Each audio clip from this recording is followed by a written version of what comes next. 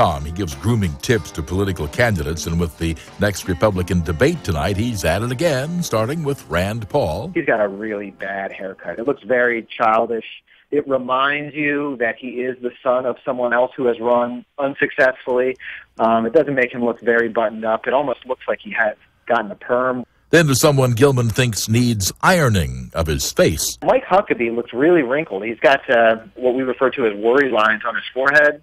There's products and services and things of that nature that you can do to smooth those wrinkles out. And he's got kind of crow's feet in the corner of his eyes.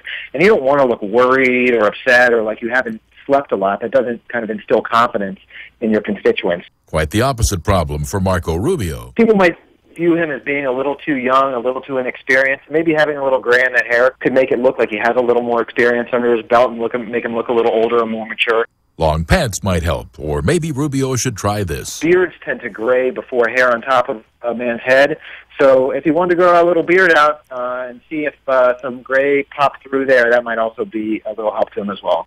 Really? Given your advice for Ben Carson? There's never been a president with a goatee. And so Ben Carson has a goatee. So based on past winners and what's going on in the past, we would recommend that he get rid of the goatee, just as we've never seen one of the final candidates or a president-elect with a goatee. Indeed, we haven't seen a president with a beard in 122 years since Benjamin Harrison, and no president has had any facial hair in 102 years since the William Howard Taft mustache. And now we come to the easiest target of all. And his eyebrows kind of just dovetail off the hair, you know. They're kind of wild and out of control. Is that all you have to say about the Donald? People are always talking about his hair and looking at his hair. It's hard to look away. Perhaps if elected, President Trump would agree to put his hair in a blind trust. Anyway, the debate is tonight. You decide for yourself.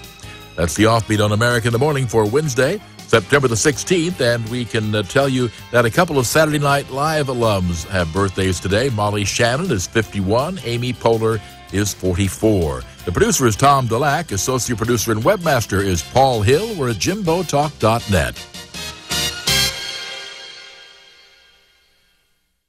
Hello, this is Pastor Nate Graham from Berean Community Church. I want to tell you about a radio program called Taking God at His Word that airs on Sunday mornings from 6:30 to 7:30, right here on Delaware 105.9. Psalm 19:7 tells us that the testimony of God makes wise the simple. We need wisdom and conviction in this uncertain age. So that's what you'll get at Taking God at His Word. Clear, rich, and practical exposition of God's Word, verse by verse, book by book. I hope it will be a blessing to your life. I'll never forget that moment. As long as I live. It was a moment that changed my life. It was still at the heart of the storm when we arrived in a convoy of Humvees. These people had been there for hours, all scared and on the verge of hypothermia. We dug them out and got them home safely. That's what we train for, moments like this. In the Guard, you serve your community as well as your country. Go to NationalGuard.com. Sponsored by the Maryland National Guard and aired by the Maryland, D.C. Delaware Broadcasters Association and this station. It's like having a CBS News app right there on your dashboard. Check in for a quick update on the hour throughout your busy day. Thanks for making the switch. Delaware 105.9. There she is, Kelly Steele with the local news. Good morning, Kelly. What are you smoking again today, Danny Gaffney? Good morning, everybody. Dover police issuing a gold alert today for a missing Dover man. Police say 45-year-old David Holsinger was last seen at 9 o'clock Tuesday night in the 100 block of Nob Hill Road. Police say he was also driving a silver Volkswagen Jetta with Delaware tag number 415971. You can see Mr. Holsinger's picture on our website at Delaware1059.com. Delaware Congressman John Carney announcing he'll be hosting an open house for Delawareans visiting D.C. during the Papal Tour. That's right. The open house is planned for Thursday, September 24th from 1 until 3 p.m. And to RSVP for the open house, constituents should visit the link in the story on our website at Delaware1059.com. CBS News covers the nation and the world. Next, news time is 5:31. Good morning. CBS News update. 11 GOP candidates meet for the second debate. It's coming up at the Reagan Presidential Library in California. Donald Trump's the front runner. see how some of the others interact with Donald Trump, especially people like Jeb Bush, who's been a real target of Donald Trump's comments and insults. And Jeb Bush has sort of returned fire in a more substantial way. Steve Shigera, CBS News senior political editor, doesn't think there'll be a lot of confrontations with Trump. You can expect the other candidates, I think, to draw contrast on the issues. I don't think you're going to see anybody really going after him with insults. People like Bobby Jindal, people like Lindsey Graham, people like Rick Perry, who's not a candidate anymore, they're the ones that have really gone after Trump in terms of insulting him directly. Carly Fiorina did well in the pre-debate gathering in August. Her campaign lobbied to get her in the main debate in Simi Valley, California this evening. Of the 16 remaining Republican candidates, only Jim Gilmore is not participating. CBS News Update, I'm Dave Barrett. Comments, views, and opinions expressed on the air at Delaware 105.9 are those of the hosts, callers, and guests, and not those of staff, management, or advertisers at Delmarva Broadcasting Company.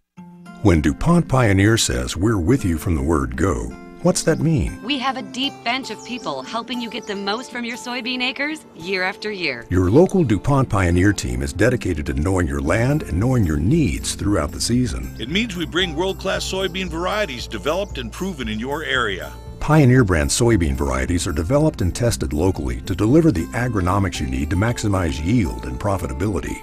Pioneer, with you from the word go. What's it mean when DuPont Pioneer says we're with you from the word go?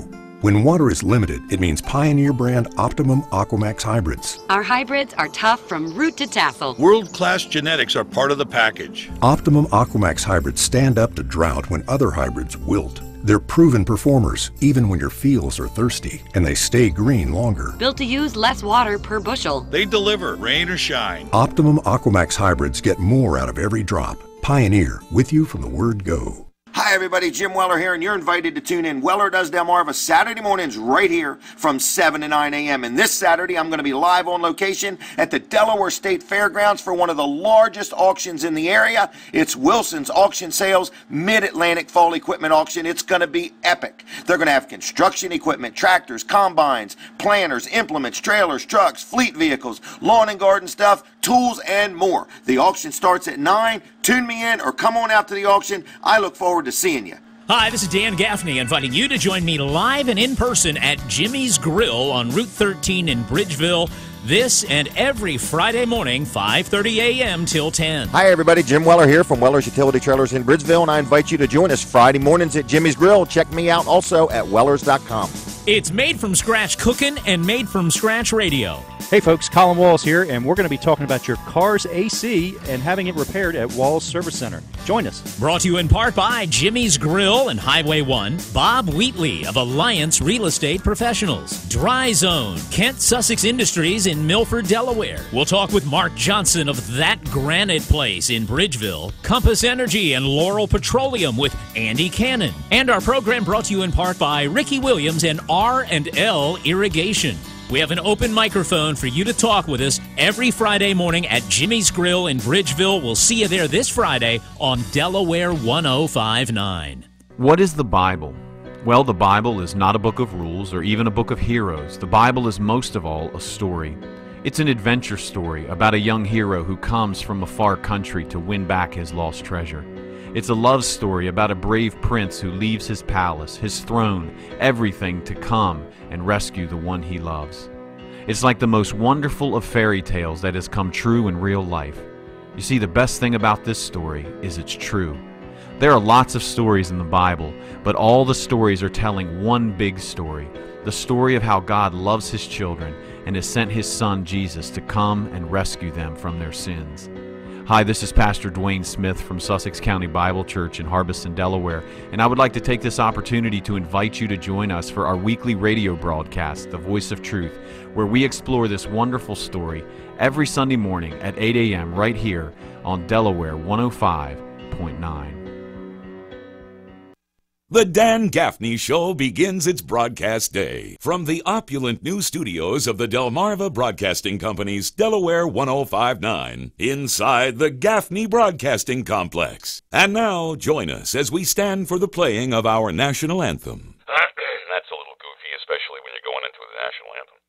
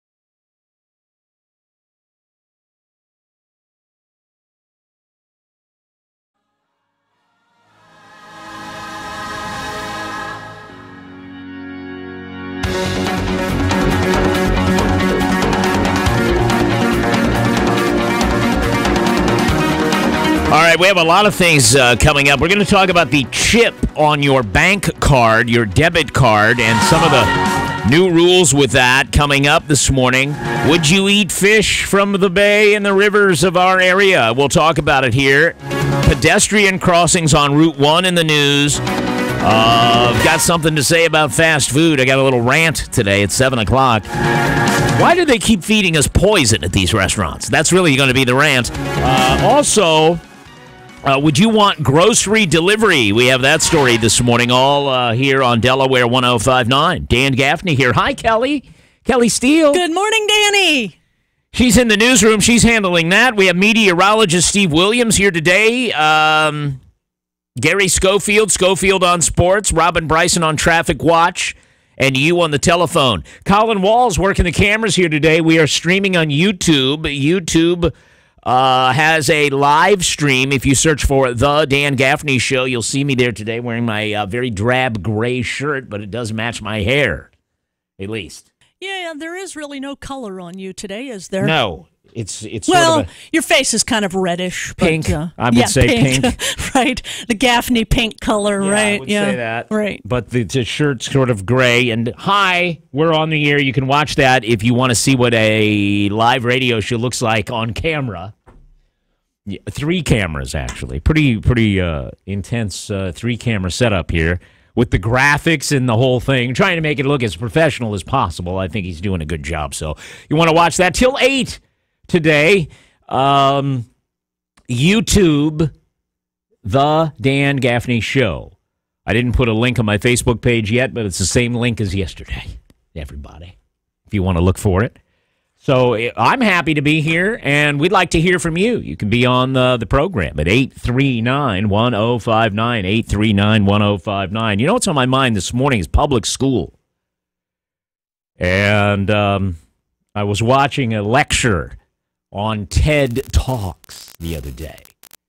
But a guy who says that our public schools, by nature, this is not an individual critique or criticism of anyone or anyone who works there, but by nature, they're designed to suck the creativity right out of anybody. And if you're a creative person or a person who thinks differently or inventively, you might get squashed in public school. You might not feel like it's working for you. A lot of people who graduate, a lot of you, I don't know. I'll just ask. When you look back on your public school education, public school, now that you're graduated and out, how was it for you? Do you feel like, was it boring? Did you like it? Did you feel like it was, helpful to you? I mean, how do you look back at it? I'll just leave it like that. I mean, what do you think of when you look back? I'm sure you think of it fondly. I think of it fondly. I think of my public school. There's a lot of good there. But also, I think I was very bored and didn't really know it. I don't think I was challenged. I got good grades. I took good classes, and I got okay grades, but I didn't really have to try. And I'm not trying to say I'm bragging. It was just easy. It was just like, it was easy. A lot of people put a lot of work into school and worked hard, and, I just kind of showed up, did the stuff. Quite honestly, didn't really sweat homework and stuff. I know we had homework. I just kind of did it in study hall or on the bus on the way home so that I didn't have to do it at home. And kind of did okay. So in a sense, it was all good. But in a sense, as I look back, as an adult looking back, I would have to honestly say I was not challenged. That was not a challenging environment. And well, how could they challenge me? Because everything about the classroom is set to conform you to a particular, you're all supposed to be learning this, you're all supposed to be doing this, you're all supposed to be conforming to learn a certain thing. So I don't really expect, I wouldn't really expect them to take individual care and, challenge Danny in this way and challenge this person in that way and really explore the interesting way this person thinks and let this creative person do their creative thing. They just can't do it. You can't do it in a mass setting. It'd be very hard to do. I don't know how you do it. So, because isn't that really the purpose of compulsory public education anyway? Was to sort of pigeonhole us into, it was the Industrial Revolution. We needed everybody to have a certain skill set and learn a certain thing to accomplish certain goals for the country, and so we all kind of are taught the same way, the same thing, to come out the same and be good little soldiers and march through life knowing certain things. And if you're like the guy, the TED Talks guy, if you're a dancer and you innately you're a dancer and you think by moving, and you're given a ADHD label and drugged. Can't have that person moving and fidgeting and being creative in that way and using their body in class. It's disrupting all the conformity we've got going on here. So, there's no place for you. I'm thinking about all this because of a news story today. A 9th grader in Texas, 9th grade kid, he's kind of an inventor. He does soldering. He does electronics, makes things in his bedroom. He took a homemade clock, not Glock, clock with a C, not a homemade Glock. When I first saw it, I said it says he was arrested. It's early, and I'm looking at the headline. It said a 9th grader was arrested for taking a Glock to school, and I thought, Glock? No, and then I blinked my eyes, and it doesn't say Glock. It says clock. He made one. He made a clock at home, made his own clock, and he's been arrested for it in Irving, Texas. Playing into this is the fact that the kid's name is Ahmed Mohammed. And there might be some prejudice against little Ahmed Mohammed because of his name. But look, this guy makes his own radios. He's like 13. He's 14. Just turned. He's 14. He makes his own radios. He repairs his own go-kart, the story is. And he wanted to impress his teachers and show him what he could do at home. So he brought a homemade clock to MacArthur High School on Monday of this week. The school called police about it. He had it in a pencil case, little circuit board in a pencil case. The 14-year-old, here's the story. This is the Dallas News. So the 14-year-old missed the student council meeting and took a trip in handcuffs to juvenile detention. His clock is now in the evidence room. Police say they may yet charge him with making a hoax bomb, although they acknowledge he told everyone who would listen that it's a clock. In the meantime, he's been suspended from school. His father is upset and is contacting the Council on American Islamic Relations. And they're saying it's more Islamophobia. I'm not going down that road. It may be. But he had a box. Here's what it says. A box full of circuit boards sits at the foot of Hamed's small bed in central Irving, Texas. His door marks the border where the Mohammed family's cramped but lavishly decorated house begins to look like the back room of a Radio Shack. Here in high school, none of the teachers know what I can do, Ahmad said, fiddling with a cable while a soldering iron dangled from the shelf behind him. He loved robotics club in middle school, and he was searching for a similar niche in his first few weeks of high school. So he decided to do what he's always done. He built something. His clock was hardly his most elaborate creation. He said he threw it together in about 20 minutes before bedtime on Sunday of this week. A circuit board, a power supply wired to a digital display, strapped inside a case with a tiger hologram on the front. He showed it. He showed it to his engineering teacher first thing Monday morning. He showed it to the teacher, engineering teacher, first thing Monday morning.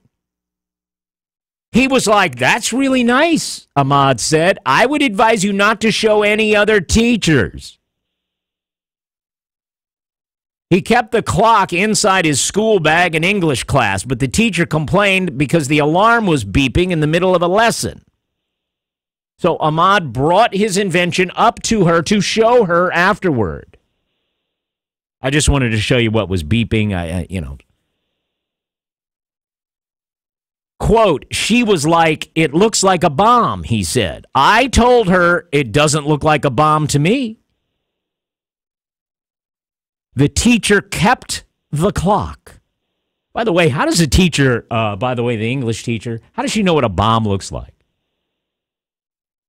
Unless she's watching too many movies. Anyway, the teacher kept the clock. When the principal and a police officer pulled Ahmed out of sixth period, he suspected he wouldn't get it back. They led Ahmad into a room where 4 other police officers waited. He said an officer he'd never seen before leaned back in his chair and said, "Yep, that's who I thought it was." Ahmad felt suddenly conscious of his brown skin and his name, the most common in the Muslim religion. But the police kept him busy with questions. The bell rang at least twice. The officers searched his belongings, questioned his intentions. The principal threatened to expel him if he didn't make a written statement. They were like, "So you tried to make a bomb?" Ahmed said. "I told them no, I was trying to make a clock." He said, "It looks like a bomb, a movie bomb to me." Ahmad never claimed his device was anything but a clock, said police spokesman James McKellen. And police have no reason to think it was dangerous. But officers still didn't believe he was giving the whole story. "We have no information that he claimed it was a bomb," McKellen said. This is the police guy. "We have no information that he claimed it was a bomb. He kept maintaining it was a clock." But there was no broader explanation. Asked what broader explanation the boy could possibly give, the spokesman for the police said it could be reasonably be mistaken as a device if left in a bathroom or under a car. The concern was, what was this thing built for? Do we take him into custody? This is insanity. There's more to the story, but first a caller. Hi, good morning, Delaware 105.9. Good morning, Dan. Hi. I have a public school education, and don't you need some type of incendiary device or explosive to have a bomb? Yes. Did they find any of that? No. Not at all. Then it's not a bomb. Go figure. Maybe they all didn't have public school educations, and they know more than me. Insane. The definition of a bomb seems like it's got to have an incendiary and some type of explosive. It's insanity. Irving School District gave no details, citing student privacy laws. Ahmad and his father said, look, he just wants to invent. He just wants to invent and try things. The kid was proud that he could make a clock, okay? He told everybody it was a clock. I'm with you on this one, Dan. Insanity. But he's 14. He's smart. He's creative and inventive. There's no place for him in public school anyway because of that. Really. Delaware 105.9, good morning. Hey, Dan. What the bad part is, I think, is the kid probably already had a reputation as being a geek like that. So the first teacher he showed knew about knew what it was and told him to hide it. I kind of he said, I wouldn't show that to any other teacher. He had it in his book bag, and it beeped. The alarm beeped, so he showed the teacher what it was. Right, and I can see them being alarmed by something that looked weird like that. And today, in the school, in fact, I applaud the school for taking action. But once the police stepped foot in there and figured out that it really wasn't a gun or a bomb, they should have. That was the end of the story. And they admit the kid never claimed it was a bomb. The police openly admit it. He's suspended anyway. I think we have finally found a real issue with race here. A real race story. I think that's what this is about. But, to back up to your initial, talking about school and the way you look back at school, yeah. I think just seeing what, I'm working in Mariner Middle, not working, my kids just started Mariner Middle School, and I really applaud Kate. I'm glad we're in this district. But, art class, I've seen through the years where they pushed my son a little bit. There's sports, in school, with gym. I think at some point, as parents, we need to, pick their talent up and run with it. You can't have 30 kids in a classroom and expect a teacher to focus on just one. Right, that's what I said. Sure. Yeah, it's hard. It's hard because the system is not really designed to give ultra-individual attention in that way. That's not a fault of anybody. It's just the way it's designed, right? Correct. But, there are plenty of avenues to take if your kid's, special or can be, has a talent, I'm sorry. Yeah, has a talent. Whether it be music or a sport or such things as that, art. But I agree. Thanks for the call. Good to hear you this morning. Thank you, man. Hi, Delaware 105.9. Good morning. Morning. Hi, it's Dan. How are you? Oh, I'm sorry, Dan. The last I knew that education was supposed to be a way of teaching you to think for yourself, to be able to make things to help yourself, farther in life. To me, everybody involved in this whole situation should be fired, suspended from their job. The kid was doing what he was taught to invent. If he had an engineering teacher, the teacher should have been proud of him. If he thought it was going to get him in trouble, why didn't he keep the clock until at the end of the day and say, look, some people aren't going to accept this, take it home and leave it, or keep it in the school, put it on display. Hey, look what however old the kid was, look what it just said a 12-year-old can do. Right, he's 14. Education. Yeah, he's 14. It's ridiculous. Yeah, no kidding. Yeah. I get it, dude. It's insane.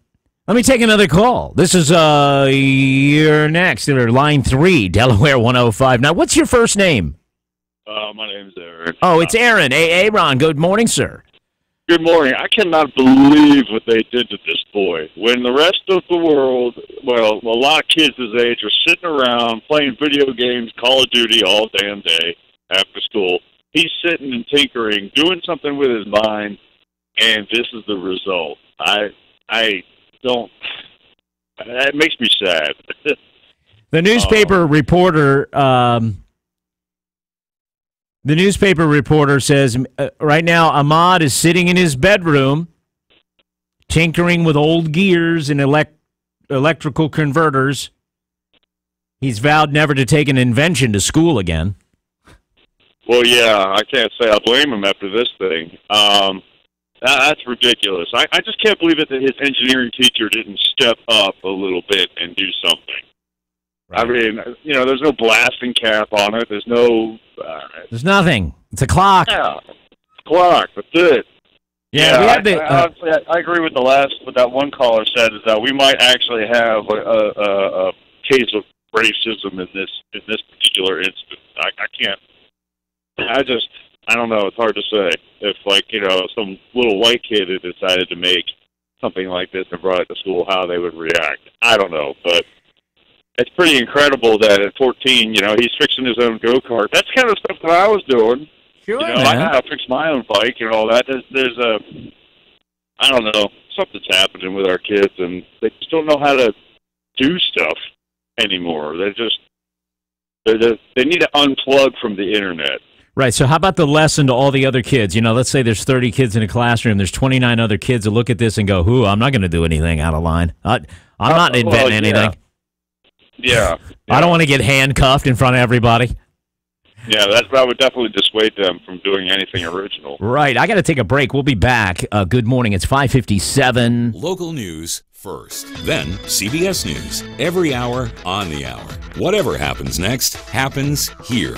We're Delaware 105.9. It's football season. Catch the game on a new TV from Atlantic Pawn. Or check your fantasy team on a new laptop or tablet from Atlantic Pawn. Or maybe play some Madden football on a new gaming console from Atlantic Pawn. No matter what you need or want this football season, Atlantic Pawn can help you score big savings on electronics, tools, guitars, and especially jewelry. Hey, she puts up with you. She deserves it. Save big, win big. Atlantic Pawn in the Rodney Village Shopping Center. Stop in or call 672-PAWN. It was a tough time for me. With divorce and bankruptcy, facing the possibility of not being able to pay my electric bill. If they shut my power off, it would have cost me hundreds of dollars to get it back on. I needed cash. Who could I turn to? Atlantic Finance, that's who. That loan saved me a lot of worry, a lot of money, kept my lights on. Even if you don't have a checking account, we can help. And your information is kept private. Atlantic Finance, Delmarva's local lender. Call 730-1988. That's 730-1988. Local news first on Delaware 105.9.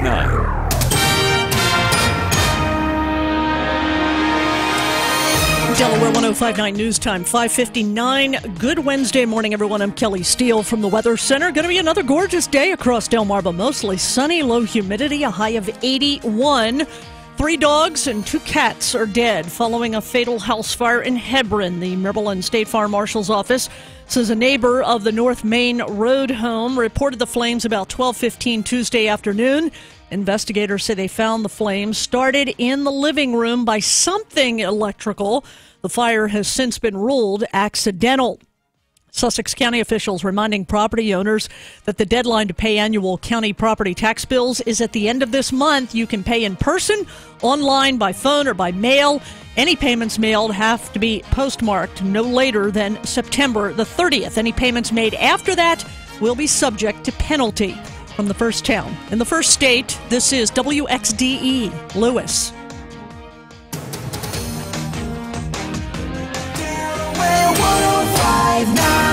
It's 6 o'clock.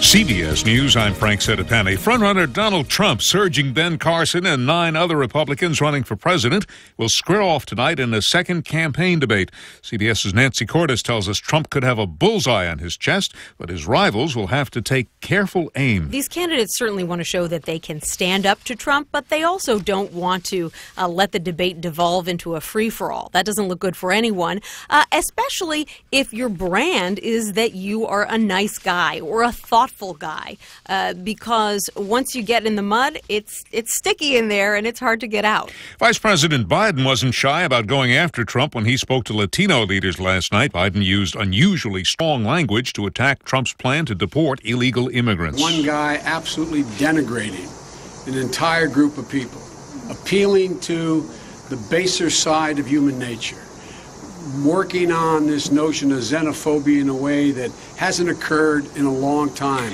Speaking at a veterans event aboard the USS Iowa, Trump refused to back down on his signature issue. We have illegal immigrants that are treated better by far than our veterans. It's not going to happen anymore. It's not going to happen. The wildfire that laid waste to hundreds of homes in Middletown, California, north of San Francisco, is about a third contained. Scott McLean with Cal Fire says frontline crews could get a break from the weather for what that's worth. We're looking at the chance of rain, so that's good news. And that will impede the progress to a certain degree. But keep in mind, the vegetation is so dry. The search will continue today for 4 people missing in 2 devastating flash floods in Utah that claimed at least 16 lives. A California surgeon is accused of health insurance fraud, but that's the least of it. Live to CBS News correspondent Vicki Barker. Dr. Munir Uwaida and 14 associates are accused of bilking health insurance companies out of $150 million. Among the allegations, that unnecessary operations were performed by an untrained helper. Among the co-defendants, Uwaida's office assistant, acquitted 2 years ago of strangling the doctor's ex-girlfriend. Nearly 24 of Uwaida's patients were left with disfiguring scars. He's now in Germany awaiting extradition to the U.S. Frank? The Roanoke, Virginia woman who was critically wounded in the live TV shooting that killed a reporter and her cameraman is recovering now and talking about that terrible day. Vicki Gardner spoke to Fox News. I just fell to the ground as though I had been hit and went into fetal position because I felt as though he was going to shoot me in the head. An environmental group is calling for a global effort to manage the world's fishing resources. Louise Heaps with the World Wildlife Fund says species essential to the food supply are in serious danger, and so are their habitats. We may lose 100% of our coral reefs by 2050. S&P futures are down 4 points. This is CBS News. Call Quicken Loans now at 800-QUICKEN to see if you qualify for the government's Home Affordable Refinance Program, or HARP. And for 5 years in a row now, J.D. Power has ranked Quicken Loans highest in the nation in customer satisfaction. And for the second year in a row, they've also ranked us highest in mortgage servicing. Call 800-QUICKEN or visit QuickenLoans.com. Visit jdpower.com for more information. Call for cost information and conditions. Equal housing lender. Licensed in all 50 states. NMLSConsumerAccess.org. Number 3030. Your home could be under silent attack. The enemy? Moisture that becomes trapped within the building envelope. Even in new construction, moisture creates mold growth, which can trigger upper respiratory illness, coughing and wheezing in otherwise healthy individuals. And it can bring on symptoms of patients with asthma or pneumonia. Want to ensure that your home won't be conducive to mold growth? Call the experts at Sussex Environmental, 302-947-1810. Learn more at sussexenvironmental.com. Delaware 105.9. Delaware 105.9 news time is 6:04. Good morning. Dover police issuing a gold alert for a missing Dover man. Police say 45-year-old David Holsinger was last seen about 9 o'clock Tuesday night in the 100 block of Nob Hill Road. Police say he was also driving a silver Volkswagen Jetta with a Delaware tag number 415971. Police say Holsinger suffers from conditions that require treatment, and his safety may be at risk if not properly cared for. Holsinger is white. He was last seen wearing blue jeans, a white T-shirt, and a black hat. You can see his picture on our website at Delaware1059.com. Delaware Congressman John Carney announcing he will be hosting an open house for Delawareans visiting D.C. during the papal tour. That event will give Congressman Carney a chance to catch up with his constituents in town and discuss thoughts they may have on the Pope's speech or current events and legislation. The open house is planned for Thursday, September 24th from 1 until 3 p.m. To RSVP for the open house, constituents should visit the link in the story on our website at Delaware1059.com. Milford residents packed a banquet room at arenas last night to discuss the state of the city as a downtown plan will be formulated to help improve the city of Milford. Delaware 105.9's Joe Irizarry was there. Residents had positive and negative things to say about much of downtown, using words like potential, charming, improved, struggling, unsafe, and empty to describe downtown Milford. Ben Muldrow is with Arnett, Muldrow & Associates, the planning and marketing firm hired by the city. There's optimism and a lot of excitement about the community. There's also frustration. And people are not interested in a plan that's just going to sit on a shelf, and they're not interested in unrealistic ideas. Muldrow did notice people have put an emphasis on the need for safety. You can never create the district that you want if people don't feel safe there. So that's going to be a primary concern for us. He says a final presentation will be made Thursday at 6 p.m. at Abbott's Grill. In Milford, I'm Joe Irizarry, Delaware 105.9. Thank you, Joe. Sussex County Council holding a public hearing Tuesday for Home of the Braves' plan to build 2 transitional homes that would include female veterans. That proposal calls for the building of 2 4-bedroom homes on the existing facility in 2 phases just southeast of Milford. Each building proposed would be 2 stories high and would help consolidate operations.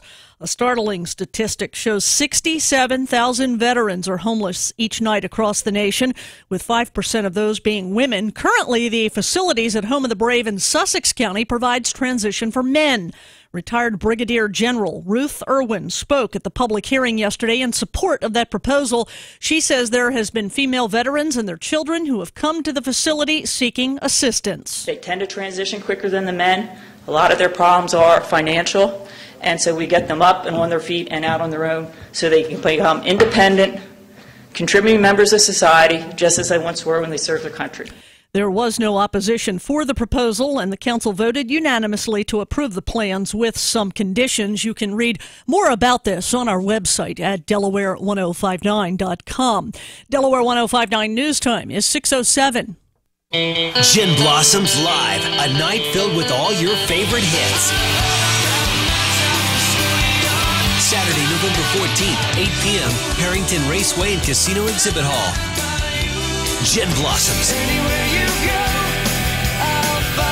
Gin Blossoms live in concert. A night to stand up and sing along. Tickets on sale now at HarringtonRaceway.com. Presented by Harrington Raceway and Casino. Rake in the cash and prizes this September at Harrington Raceway and Casino. The 58,000 His and Hers Bling Bling. Friday, September 11th and 25th. Win up to 1,000 cash and luxury gifts. Every Saturday, earn 50 points to enter the 28,800 Bank in the Money to win up to 1,500 cash or 1,000 free slot play. Visit HarringtonRaceway.com. Harrington Raceway and Casino, where winners play. Some restrictions may apply. All games controlled by the Delaware State Lottery. You must be 21 to play. Visit Players Club for complete details. Checking the high school scoreboard in boys soccer yesterday, Joshua Artiga, Carter Burris, and Alberto Cruz each had a pair of goals as Sussex Tech beat Milford 7-1. Stephen Matalavich, Zach Geloff, and Drew Mulcahy all scored twice to lead Cape over Seaford 6-0. Sussex Central beat Woodbridge 7-0. Polytech over Sussex Academy 4-0. Lake beat St. Thomas More 4-0. Smyrna edged Laurel 3-2. Dover rallied to beat Delmar 5-3. And Indian River lost to CR 4-0. In field hockey, Anna Webster had 2 goals and an assist as Delmar cruised past CR 10-0. Katie Frederick scored 4 goals in Cape's 7-0 win over Smyrna. Cameron Dennis and Emily Dellard each scored 3 goals as Polytech beat Seaford 12-0. IR beat Sussex Tech in overtime 1-0. Woodbridge edged Milford 1-0. And Sussex Central over Laurel 5-0. In Major League Baseball, the O's beat the Red Sox in 13, 6-5, and the Nats shut out the Phillies 4-0. And in NFL news, the Ravens have reportedly signed Jason Babin to help replace the injured Terrell Suggs. That's Schofield on Sports on Delaware 105.9. From the Delaware 105.9 Weather Center, going to be mostly sunny again today. A high of 81 degrees. Clear tonight, an overnight low of 61. Thursday, partly sunny, a high of 80. On Friday, kicking off the weekend under mostly sunny skies, and a high of 79 on Friday. Nice out there right now. 57 on the beach in Lewis this morning, 57 in Middletown, 56 in Dewey Beach right now.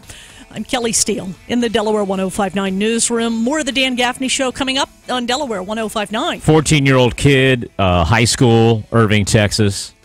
His name is, what is his name? Ahmed Mohammed. He made a little circuit board he made his own clock with a digital display and a circuit board. Showed his engineering teacher,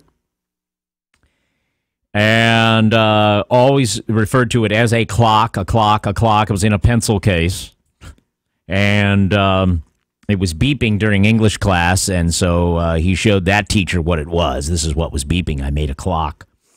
And she called the police, or she called the principal, and they called the police. The police handcuffed him, took him into a room for interrogation with other police officers. He never claimed it to be anything other than a clock, but he's been suspended. The police took his invention, and it's in an evidence locker. No charges have been filed, although they do admit they may be inclined to charge him with making a hoax device. He never claimed it was a bomb. Even the police say that. He's a creative kid. He's smart. He sits in his room. He's got electronics. He makes things. Can't have that. I mean, you're just going to we got to squash this kid. He is inventive and creative and full of wonder when it comes to this guy. We got to squash. We can't have that. We can't have inventive and creative and smart kids here in the public school. He doesn't fit in. All right, maybe that's a bit much. Let's listen to the kid. We're talking about this story. We've been talking about it here at Sign On. Let's listen to him talk. The Dallas News did a little video with him. All right, and here he is talking in his room with all of his circuit boards and soldering irons. The Dallas Morning News. My hobby is to invent stuff, and I do a lot of stuff. For example, inventing this type of stuff right here. Transformers, you get what I'm saying here. But I made a clock. It was really easy. I wanted to show her something small at first, but they took a wrong point of it and they thought it was a bomb, so I got arrested for a hoax bomb. An officer and the principal came and took me up, and they took me to a room filled with 5 officers, which they interrogated me and searched through my stuff and took my tablet and my invention. And then later that day, I was taken to a juvenile center detention center, where they searched me. They took a fingerprint and mugshots of me, and they searched me until my parents came, and then I got to leave the building and the station, and I went home and talked to my parents about it because I couldn't call my parents during the interrogation until I got to the station. It was a digital clock, and the digital display had four number lines on it, a number line of hour and a number line of minutes, and the clock was made in a metal case, a metal box, and I put the circuit board in there with the digital display in there with it. And I put it in place, and I showed my teacher, and it got to the point where I was arrested. But it was made, and I closed it with a cable. So, because I didn't want to lock it to make it seem like a threat, so I just used a simple cable. So it won't look that much suspicious. And the clock itself, it was in a box you could get at Target for like $5-10, and they were telling me it's a suitcase, briefcase. It was like a movie bomb, which is what they were charging me of. No, I never said anything about I have a bomb. Never. It made me feel like I wasn't human. It made me feel like a criminal. Come on, the little box. I've seen them at Walmart in the school supplies section. They're pencil cases. They sell them in the school supplies as pencil cases. They do look like little tiny, a pencil case, a long, narrow little box. Well, they have them decorative that look like little tiny suitcases, if you will. And that's what he put it in.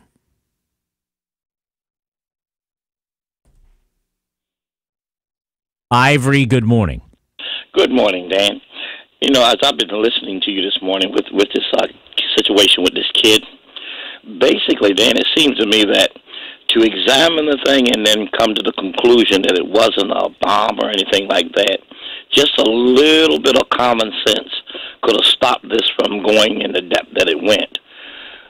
But honestly, Dan, the kid's got the right name to be profiled.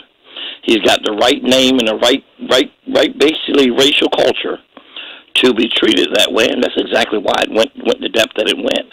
Right. I mean, sometimes we try to dance around. You're saying it's hard to say he was not profiled because his name is Muhammad and his father's a Muslim, a known Muslim or whatever, and that's why they profiled him. It was after the weekend after 9/11. Right. Dan, you know what? I'm not going to give up common sense. And when I see stuff like this, my common sense lets me know, just common deduction, that they should have used when they realized it was just a clock. It didn't have to go this deep, but it went this deep because he was a Muslim, because his name matched a Muslim name. I'm not going to sit around here and pretend that's not what happened. It is exactly why it went that deep. All right.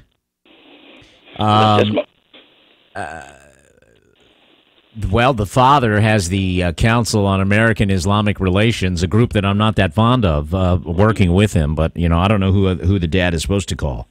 But you know what? It situations like this drives a father in a direction like this. I believe his father and parents had no other alternative but to seek someone who would be sympathetic to their plight, even if it's something that's off. That's what happens with situations like this. And then groups that may be way over to the left will be something that gets involved, and it all because of common sense not being used. That school and the police officers and them could have used common sense and stopped this from becoming what it became. Yeah. I don't get it. Today, we don't use common sense. Listen to this story. Police led Ahmad out of MacArthur School at about 3 p.m. after the interrogation. His hands cuffed behind him and an officer on each arm. A few students gaped in the halls. He remembers the shocked expression of his student counselor, the one, quote, who knows I'm a good boy, unquote. And now everybody in the school, now knows that he was led away in handcuffs. Sure. Mohammed, led away in handcuffs from our school. He became a spectacle simply because of poor judgment. And my thing is, with cases like this, I don't know what's happening with our society, especially those of higher learning and those that are supposed to be police officers or detectives.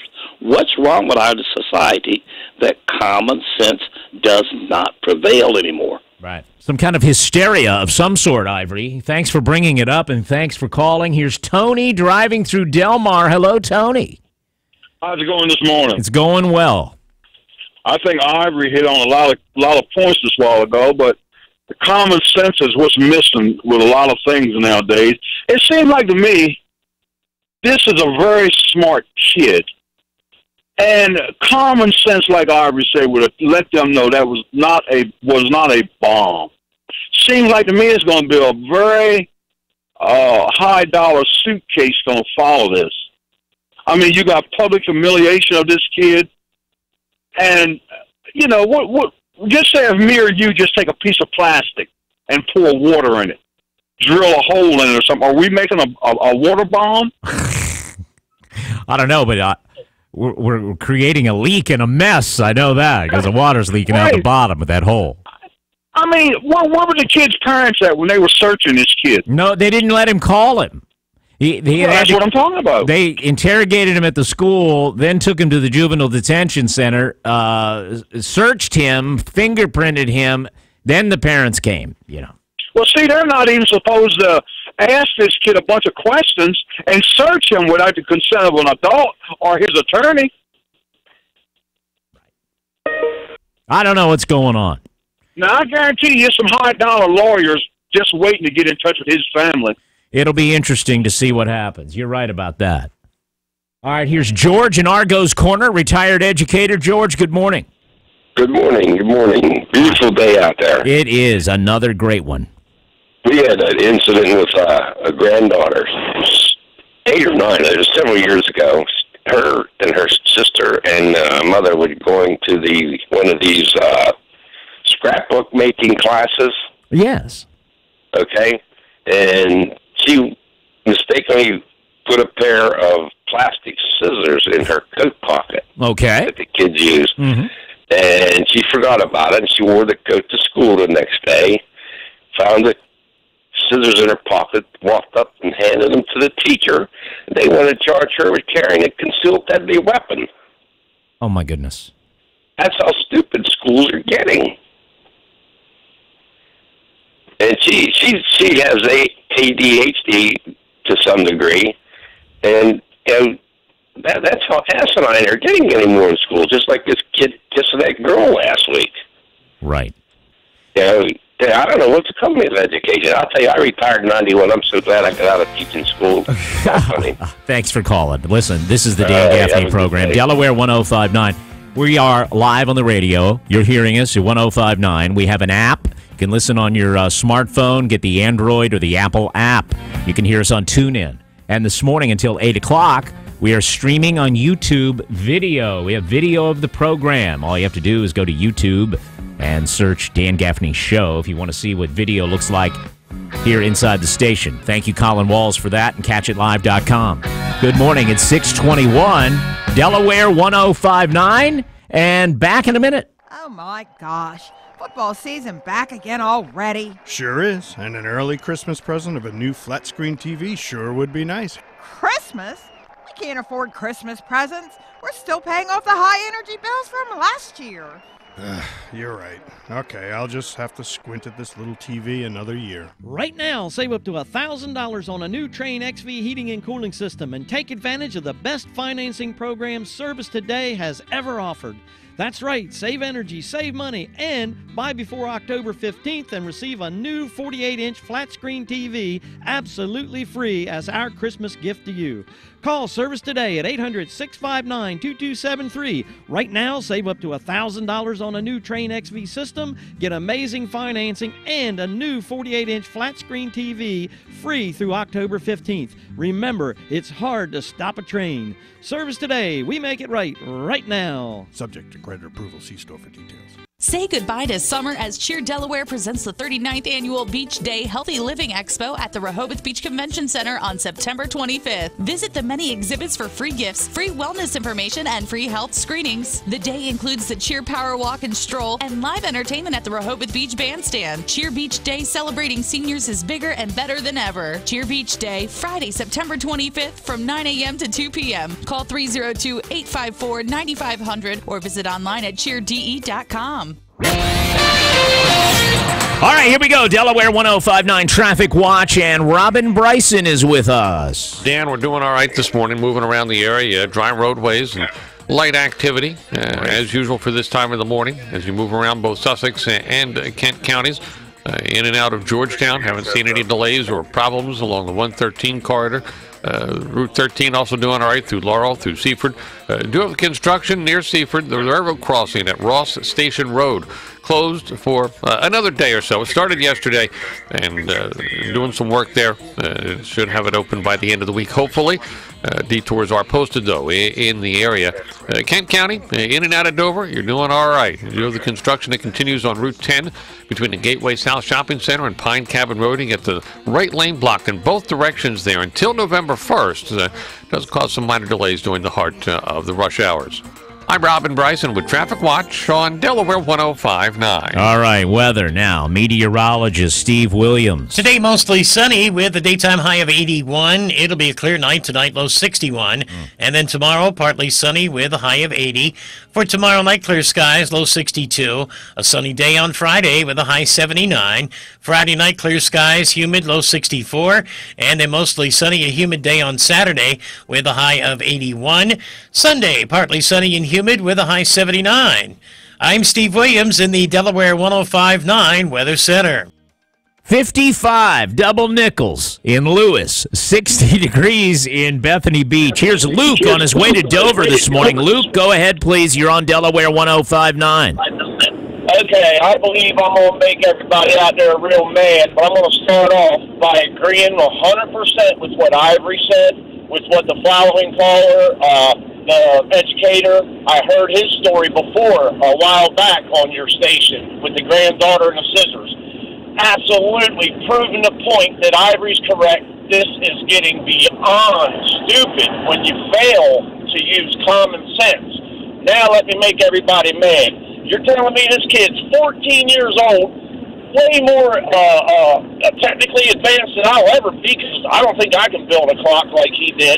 He's that intelligent, but he didn't have enough sense, and don't tell, oh, he's only 14. You can't blame, he's intelligent enough to make a clock that 98% of your listeners can't touch. He wasn't smart enough to know, A, I am of Middle Eastern descent. B, my name is Muhammad. C, it's a week after 9/11. Hey, bud, you're so intelligent, why don't you, A, leave your damn invention home and tell your teacher about it. Bring him some video. Tell him about it. Chat with him. Get his phone, whatever. Or B, if you do bring it, make accommodations. You just don't surprise, or you just don't tell one teacher. I didn't hear the very beginning of the story. I don't know if he warned that he was going to bring it in, or he just surprised everyone to bring it in. Irrelevant. He should have. He's smart enough to know better. I was smart enough to know. So you're telling me that people who are, if you're Muslim around the time of 9/11, you should be smart enough to know not to engage in your electronics hobbies? And show people? You should be Is that what you're telling me? To bring anything to school that could ever be misconstrued anywhere near a bomb device. It's just crazy, and unfortunately, the one man said, the call before me, I believe, they don't have a right to question him. They don't have at a certain point, it's so serious, a kid, let's pretend it was real. Then you're telling me that, no, we can't deal with this until his parents get here. I agree. It's law that you can't interrogate a child. I actually personally went through that. Had to do with a fist fight with my son, but nonetheless. I want to get back to my original point, Dan. If this was a normal 14-year-old child, I would have let him go and say, hey, it's not his fault. What's not normal about him? What do you mean normal? Super intelligent, enough to build something that impressive. He should have enough sense to know, hey, this could look a little funny here.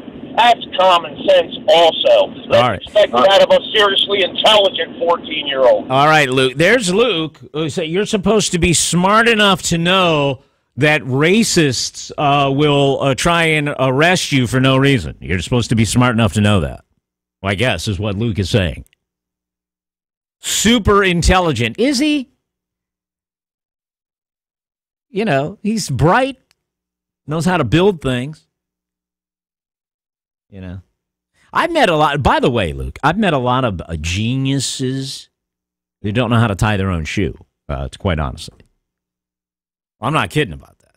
There's a lot of people, a lot of geniuses that have great minds, and I don't know what this kid. I'm not saying this kid is like this, but there are people that are just incredibly off the charts, brilliant in certain areas that forget to take a bath. So the intelligence in one arena doesn't necessarily relate. All right. 628 coming up on 629. We'll be back with your phone calls. This is the Dan Gaffney program, live in local radio. Agree or disagree? We want to hear from you. I love the fall season, but man, another cold winter again. Yep, before you know it, it'll be Christmas. Yay! Christmas? We can't afford Christmas presents. We're still paying off the high energy bills from last year. Well, I'll tell you one thing. I'm not wrapping up in any stinking blankets again this year. We need a new heating system. Right now, save up to $1,000 on a new Trane XV heating and cooling system and take advantage of the best financing program Service Today has ever offered. That's right, save energy, save money, and buy before October 15th and receive a new 48-inch flat-screen TV absolutely free as our Christmas gift to you. Call Service Today at 800-659-2273. Right now, save up to $1,000 on a new Trane XV system, get amazing financing, and a new 48-inch flat-screen TV free through October 15th. Remember, it's hard to stop a train. Service Today, we make it right now. Subject to credit approval. See store for details. In the Delaware 105.9 News Center, good morning, Kelly Steele. Good morning, Dan Gaffney. Newcastle County Police arresting an individual connected to the murder of a man last month in Hockessin. The victim, 27-year-old Shazim Upal, was found dead in his car with gunshot wounds to his upper torso in the parking lot, you might remember, of Genesis Healthcare in Hockessin.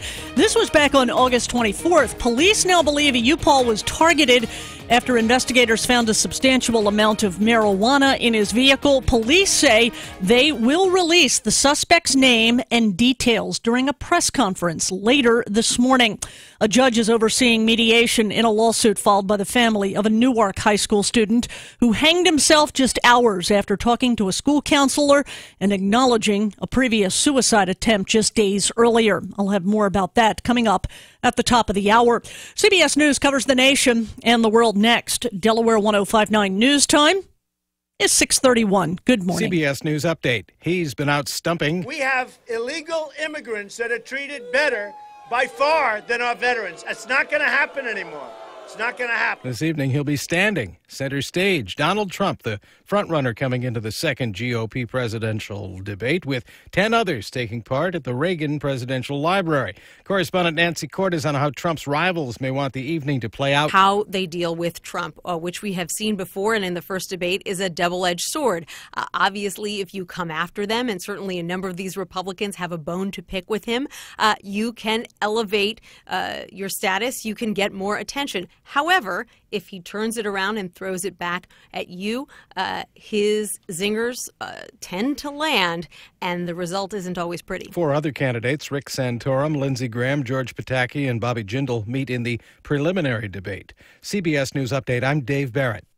Southern States of Milford has been serving Lower Delaware for over 60 years, keeping your lawns and gardens green and beautiful year-round. Southern States of Milford is your source for Echo, Steel, and Exmark power equipment. Southern States of Milford is the place for agricultural feed, pet, outdoor, and fuel needs. Need mulch, fertilizer, and landscaping supplies? Your local experts at Southern States of Milford have you covered. Call 422-8066. Southern States of Milford on Williamsville Road. Farmer-owned since 1923. Hi, this is Ken Adams with Stokely Materials. With our 2 Sussex County locations, we have you, the homeowner, covered when it comes to all of your landscape supply needs. Whether it be any of our natural or colored mulches, our wide variety of decorative stones and soils, or our selection of Cambridge and New Line pavers. And of course, don't forget we are your authorized yard waste drop-off sites. Stop by our Georgetown location on Route 113 across from Melvin Joseph Construction, our Lewis location just off Route 9 on Nassau Commons Boulevard. See all of our products on the web at StokelyMaterials.com or call us at 856-7601.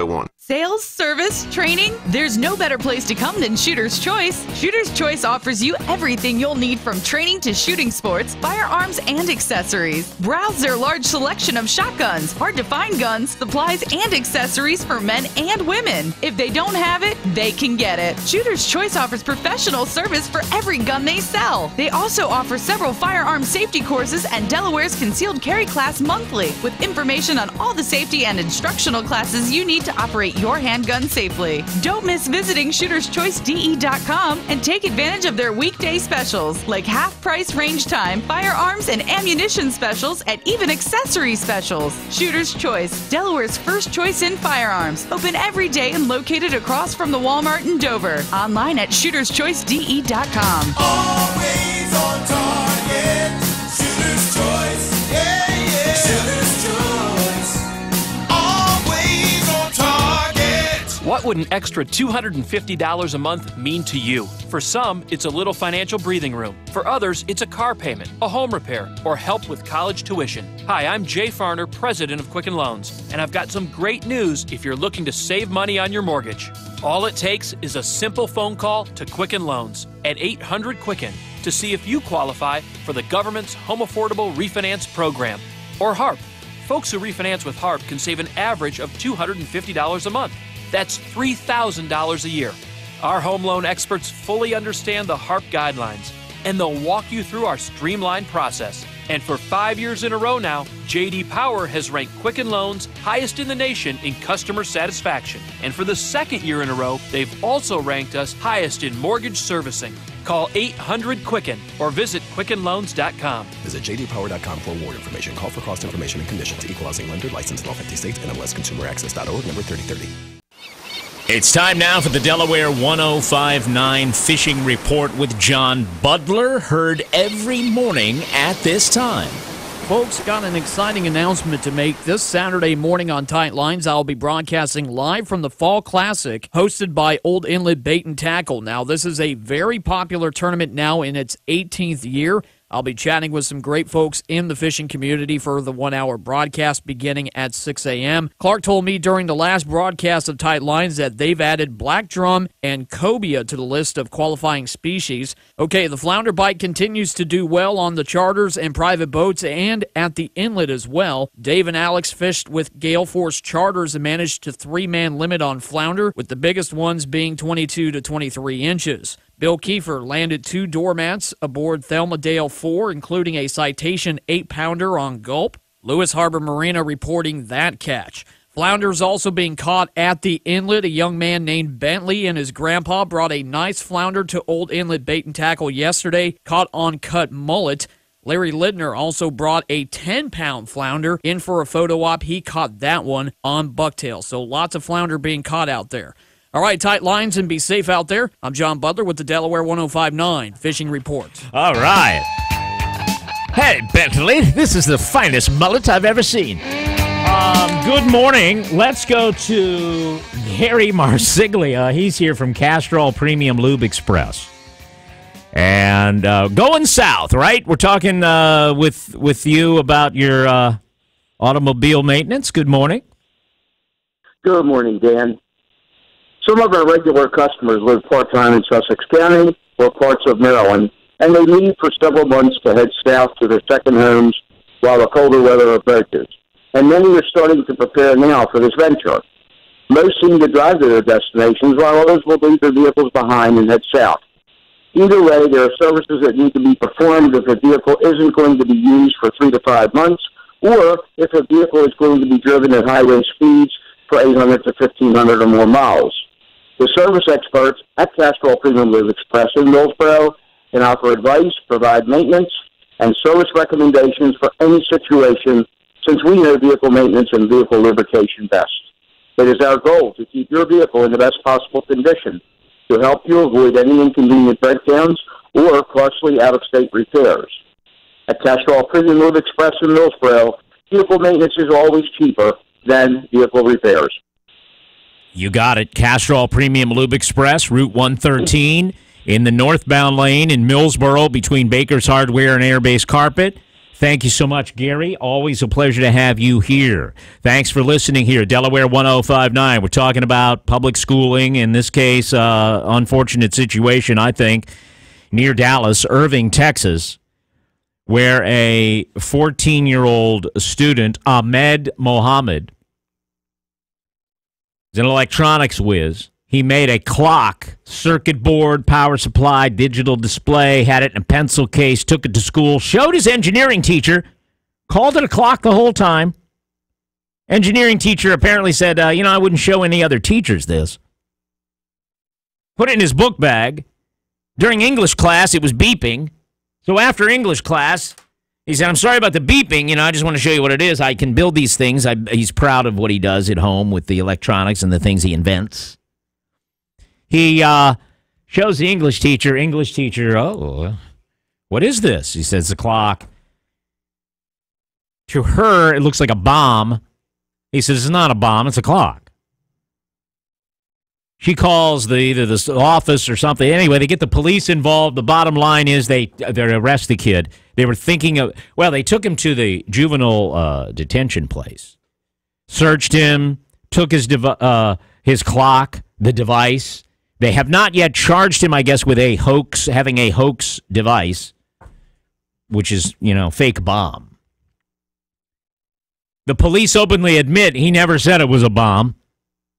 But they also say, but if he left it somewhere under a car or somewhere, people might mistake it as a bomb. Well, he didn't. He was very open. He called it a clock the whole time. Social media is exploding over this. Dallas Morning News says the social media world is exploding after this Irving student's arrest for taking a homemade clock, C-L-O-C-K. I'm not saying Glock as in gun. I'm saying clock, like let's tell time with one. It's amazing what happened. And his father and I guess the boy feel that, look, the only reason this happened to me, or to him, is his name is Ahmad Mohammed. And they're in Irving, Texas. They think Irving, Texas kind of has a reputation of being, maybe anti-Islam, whatever that means. The mayor there of Irving has gotten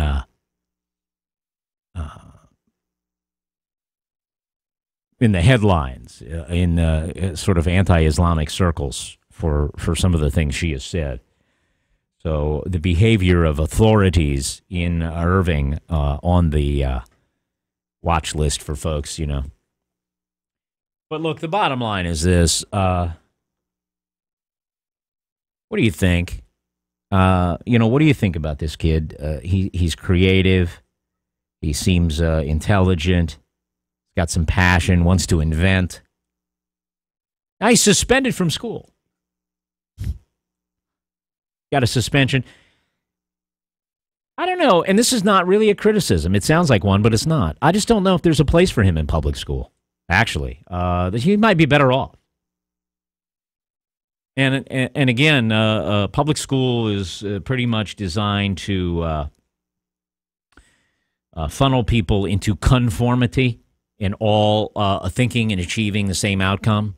When within the body of students, there are some people that think in different directions and create and move, and they're just not, they don't fit in.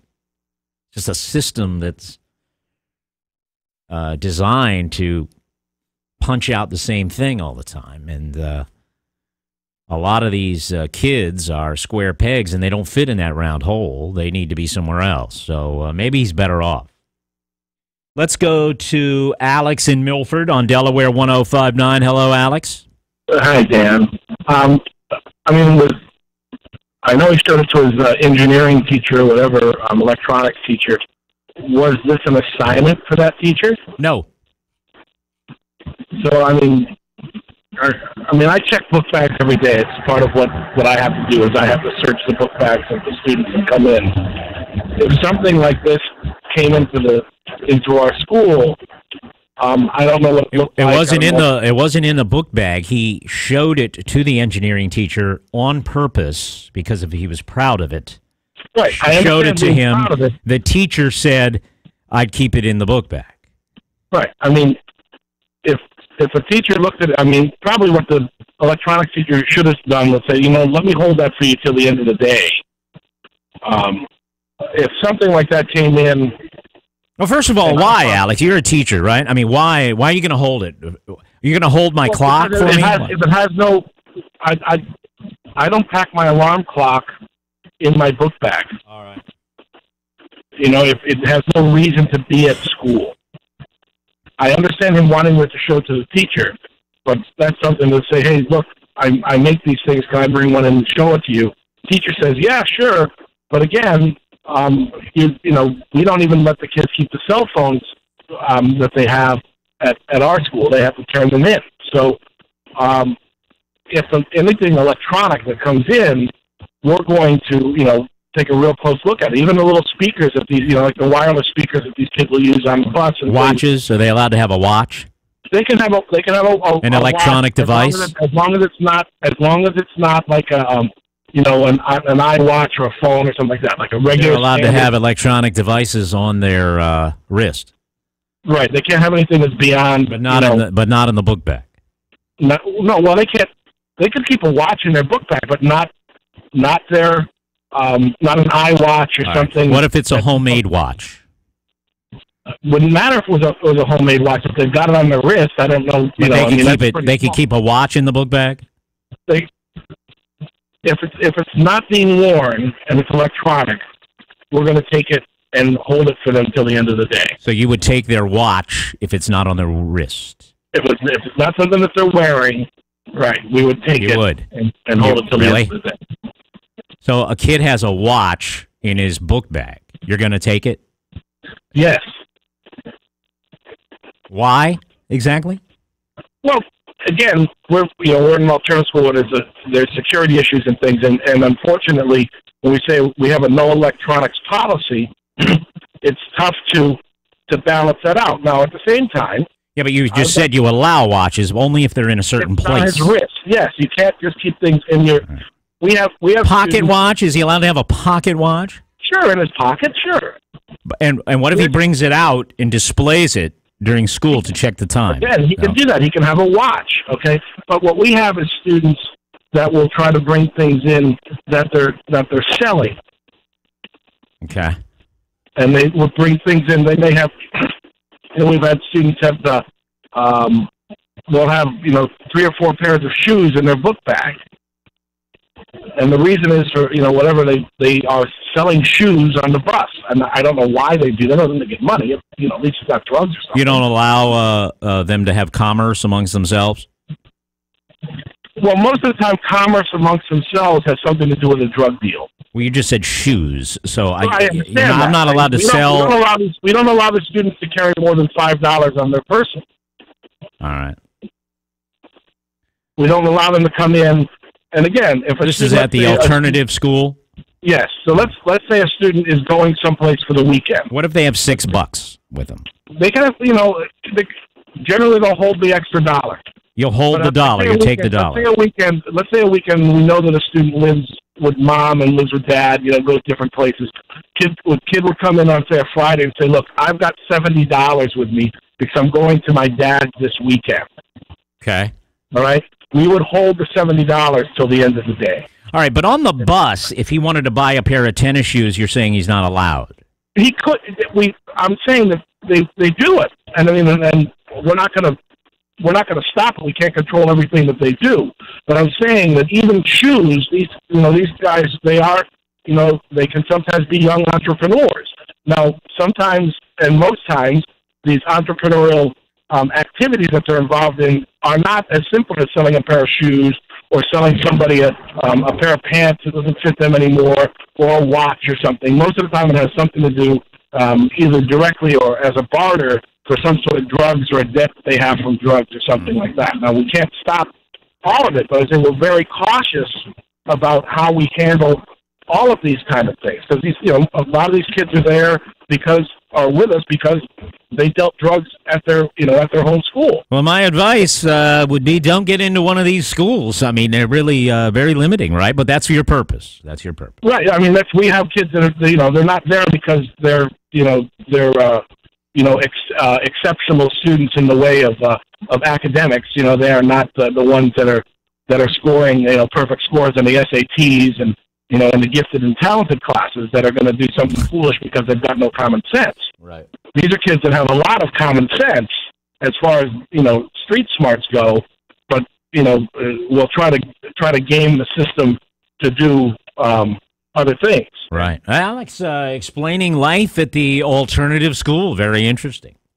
Road Dog is here from Lewis. Hello, Road Dog. Hey, Dan.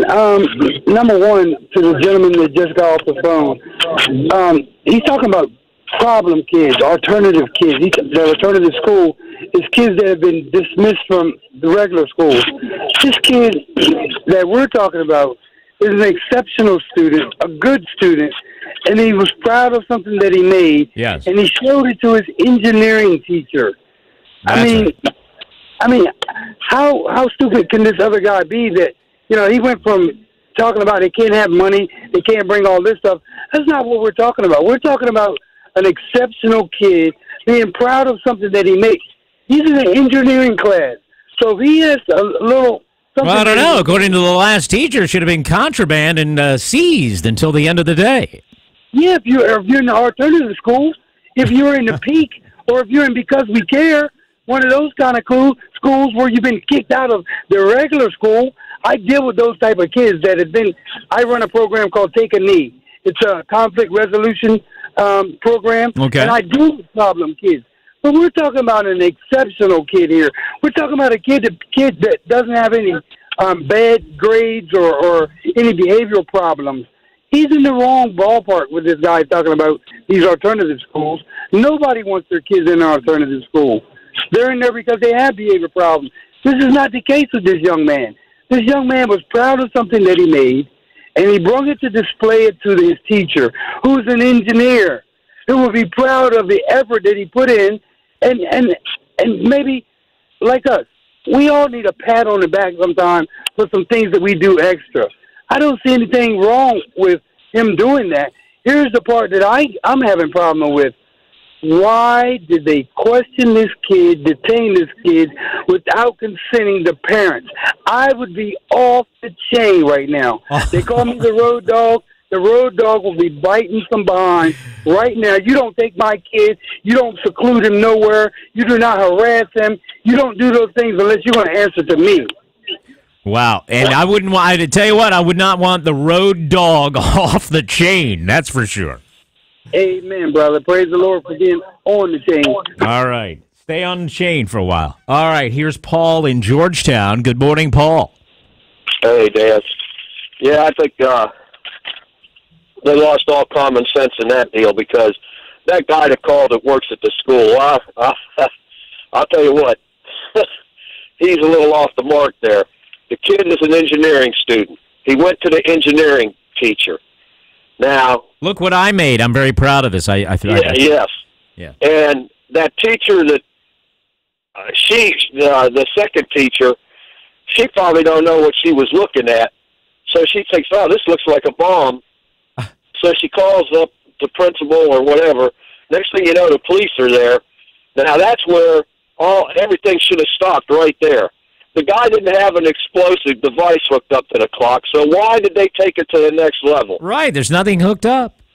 You know, I mean, it's obvious that this thing was a clock, and that's all it is. So why are you going to take and blow this thing so far out of proportion? Now you got all this stuff involved, and I'm going to tell you, you know, I understand in this day and age that we have a problem that we have to be on the lookout because we never know what's going to happen out there, and we have to be vigilant. But I mean, don't confuse being vigilant with using common sense on certain things, you know. And this here, they just common sense went out the window altogether by everyone, by the school, by the police. That's just ridiculous. I think it's hard not to see that because he has brown skin and his last name's Mohammed, that they were highly suspicious of him because of that. Well, you know, Dan, I understand his name and everything like that. I've had an issue with these names over the years in the black community because before they were always Baptists or something like that, and then all of a sudden they pick up this Muslim religion and it blew up because they think they can. And I mean, you're talking about a small segment that thinks that because they have that name, you know, that because the way that religion operates, that's going to give them some freedom to do things that they shouldn't, that we as a normal society wouldn't do. Right. And I just, but that again, we go back. I don't care what his name is. This kid was an innocent, and they blew it out of proportion. Let's see what Dave in Harrington says. Hello, Dave. Good morning, Dan. Yes, sir. One thing about the teacher just got off a few minutes ago. Alex? Yes. Mentioned about if the child had more than $5, they would keep the extra dollar for and to the end of the day. Yes. Now, what about the teachers? If they're going to teach, how come they aren't being checked for the extra $1 or $10 that they might have? You know, check them out. Why? Why, Dave? Well, if they're going to set a certain standard for the kids, why shouldn't they uphold the same thing? Right. So you're one of the you believe the teacher rules should match the student rules? Exactly. Right. And as far as that kid, 14-year-old, made this electronic device, right? Yes. Now, his teacher, he showed it to his teacher, correct? Yes, right away. Now, automatically, if she's teaching electronics, she automatically should have known what it was. Well, he showed it to the engineering teacher. Yeah. And the engineering teacher, whatever, saw it, and he had it in the book bag, and in English class, it beeped. The alarm beeped. And so after class, Mohammed took it up to show the teacher in English class. This is what was beeping. I just wanted to show you I made a clock, and showed it to her openly. And the teacher said, that looks like a bomb. And he said, it doesn't look like a bomb to me. It's a clock. And he explained it to her. Well, she kept it and called the authorities. Well, just because she thought it was a bomb, that automatically, in her mind, that's what it was. So she called the authorities to lock him up, and that's not right. Let the boy go. Let him go ahead and invent more things. All right, here's Terry wants to defend caller Alex, I think. Good morning, Terry. Good morning. How are you? I'm fine, thanks. Unfortunately, the situation may have been taken out of proportion. I didn't realize that the alarm had actually went off. You're darned if you do, and you're darned if you don't. Everyone that's picking on Alex, you have to understand that, unfortunately, some of these kids do have tendencies, it's nature versus nurture, I guess, that because of their dynamics at home or their surroundings, they have tendencies to probably do things. Yeah, we get it. So you're darned if you do, and you're darned if you don't. Why are you picking on Alex? He just merely stated that yes, you have to be cautious. Now, you guys just got done saying... You guys that the who? alarm, well, for the news and whomever, excuse me, I stand corrected, that the alarm, the clock had alarms in the building. It beeped. What are you supposed to do? Well, it beeped, and she said that's annoying, and they finished class, and then after class, he showed her what the beep was and wanted to show her what it was. It didn't do anything. Why didn't she at that point say that was annoying? If she was that concerned that it could be whatever, she should have stopped class and asked what that beeping was. And to wait after class? I mean, that's... Oh, my God. What if it was a bomb? So she's just going to wait. Well, but it wasn't. But it wasn't. So you're darned if you If it was a bomb, it would have probably blown up. That's you said. What if it was a bomb? Well, it could be time delayed. It could have been time delayed. Right. So if it was, either way, Alex is just pointing out the point, making a point that unfortunately in today's society, you can't be too overcautious. What's wrong? Kelly has a look on her face. What's wrong, Kelly? Well, I agree with you. If it was going to blow up, it was going to blow up. It was a clock, and there's nothing to blow up about it. But hey, if you wanted to go ifs, it would have blown up. If, I mean, we can live our life with the ifs. Hey, Alex wants to respond to something here. Alex, Dave said you should also not be allowed to have more than $5 on you. And I'll tell you, Dave, I can't speak for other teachers. I don't even carry my wallet into school. I have no reason to have money in school. I leave my money in my wallet. Is it a rule, though, that you have? It is not a rule. It is not a rule. I mean, some people go downstairs and go out during the day when they've got a break and buy something for lunch or whatever. But it is not a rule. He thinks it should be. That's all. For myself, I guess I kind of tend to agree with him that I have no reason to have money. Kids have a reason to have $5 because we do sell snacks and things that they can buy at lunchtime in addition to their regular lunch. All right, and on that note, thanks for explaining, Alex. I got to go. It's a hard break time. Kelly Steele. First on Delaware 105.9.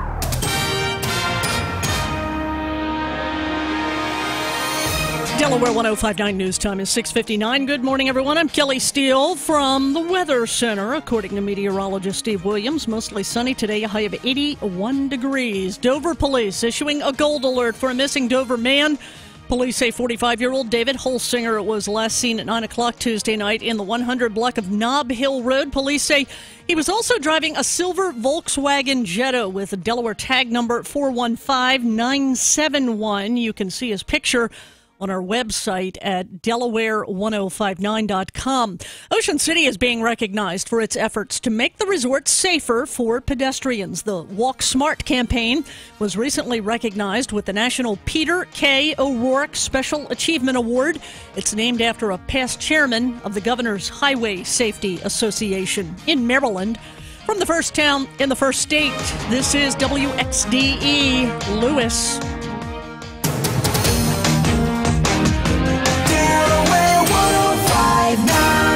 It's 7 o'clock. CBS News, I'm Frank Sedapani. Donald Trump could be a marked man in tonight's second Republican presidential debate, but Trump doesn't seem to mind. I hear they're all going after me. Whatever. The debate will take place at the Reagan Library in Simi Valley, California. CBS News correspondent Steve Futterman. There will be 15 candidates taking part tonight. Donald Trump is once again receiving the most attention, but so are a couple of other outsiders who have never held public office. Ben Carson and Carly Fiorina. Among the so-called establishment candidates who hope to put some energy back in their languishing campaigns are Jeb Bush, Marco Rubio, and Scott Walker. Vice President Biden told a group of Latino leaders the nation will reject Donald Trump's call to deport illegal immigrants. Folks, the American people are with us. I know it doesn't feel that way, but I'm telling you, the American people agree with us. Speaking on the battleship Iowa, Trump said illegal immigrants are treated better than veterans. Overseas, Hungary is allowing a trickle of a multitude of war refugees and other migrants to cross its sealed-off border with Serbia. CBS's Aaron Lyle tells us what it's like for those waiting on the Serbian side of the border crossing. They spent the night here in tents or just lying on the ground. Entire families have been camping out here. There's very little in the way of food, water, or organization. In this country, children and teenagers haven't lost their taste for fast food. Live to CBS News correspondent Vicki Barker. American kids are eating as much fast food now as they were in the 1990s. The CDC says about a third still eat pizza or some other fast food every day, accounting for 12% of their caloric intake. And except for kids from an Asian background who tend to have healthier diets, that pattern prevails among all ethnic, economic, and racial groups. If there's any good news in this report, the authors say, at least fast food consumption isn't going up. Frank? The search resumes today for at least 4 people still missing in the Utah flash floods that killed 16 others. North of San Francisco, the wildfire that of homes in Middletown, California, is only a third contained. Kenneth Gingrich is one of those who lost everything. I still can't fathom that this really happened. I just want to go home at the end of the day, and I can't. And that's the way I feel. I can't go home. Federal Reserve Board policymakers begin a 2-day meeting today to consider raising interest rates for the first time in 9 years. CBS News business analyst Jill Schlesinger. According to the futures market, there is just a 25% chance of a rate increase at this meeting. The Fed funds rate has remained at 0.25% since December 2008. Facebook users who feel awkward about hitting the like button for a post involving a disaster or some other tragic news event may get an alternative. The company's ready to test a new button that can be used to show empathy, but it may not be called a dislike button.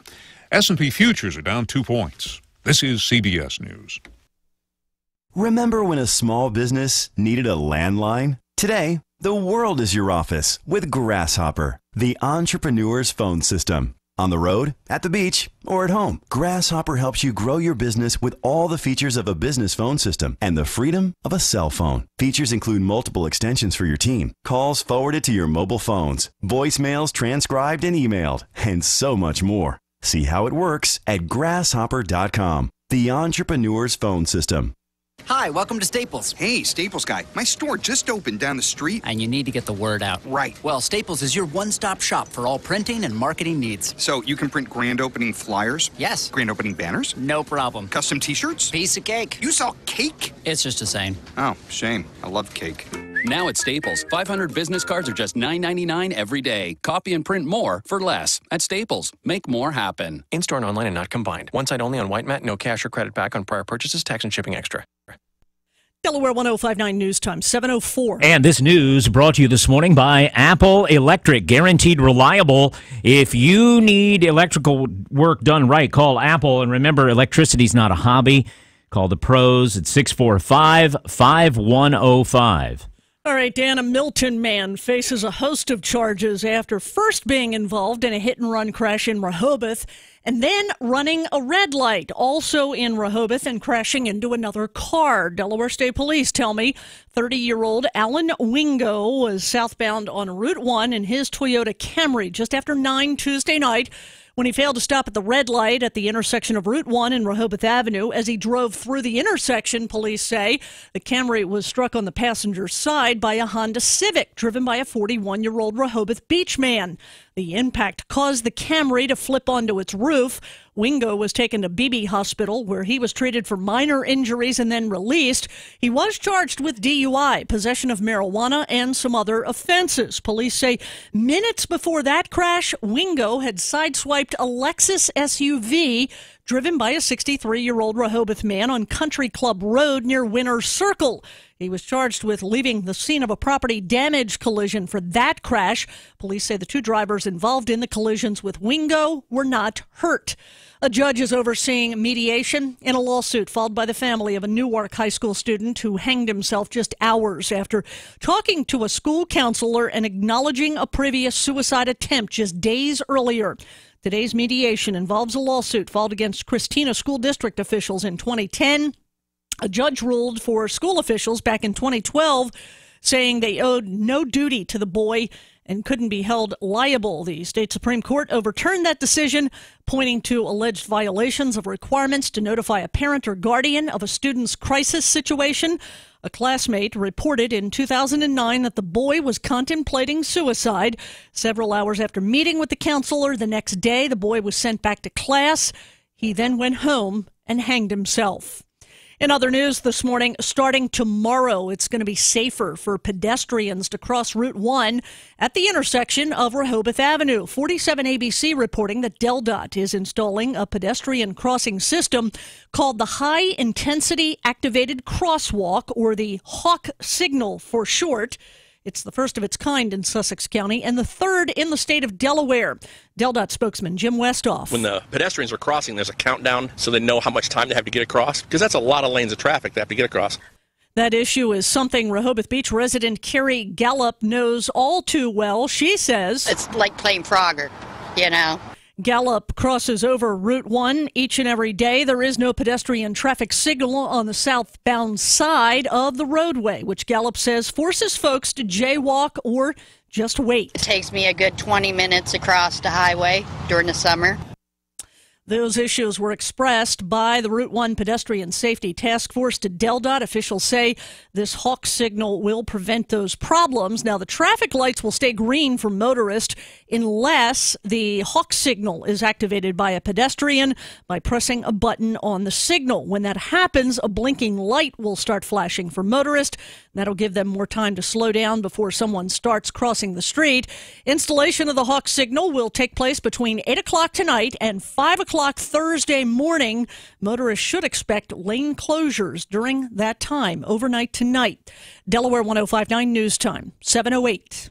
Honey, I'd really like to add a few recessed lights to the living room and a ceiling fan on the porch. I love our new hot tub. Who can we call to hook it up? They're calling for another nasty winter. Do you think we should install a generator? Who do we call? Call Apple Electric at 302-645-5105. Their electrical estimator will meet with you at no cost to discuss your options and present you with a professional proposal. Call Apple Electric now at 302-645-5105 for your free estimate. Apple Electric, 645-5105.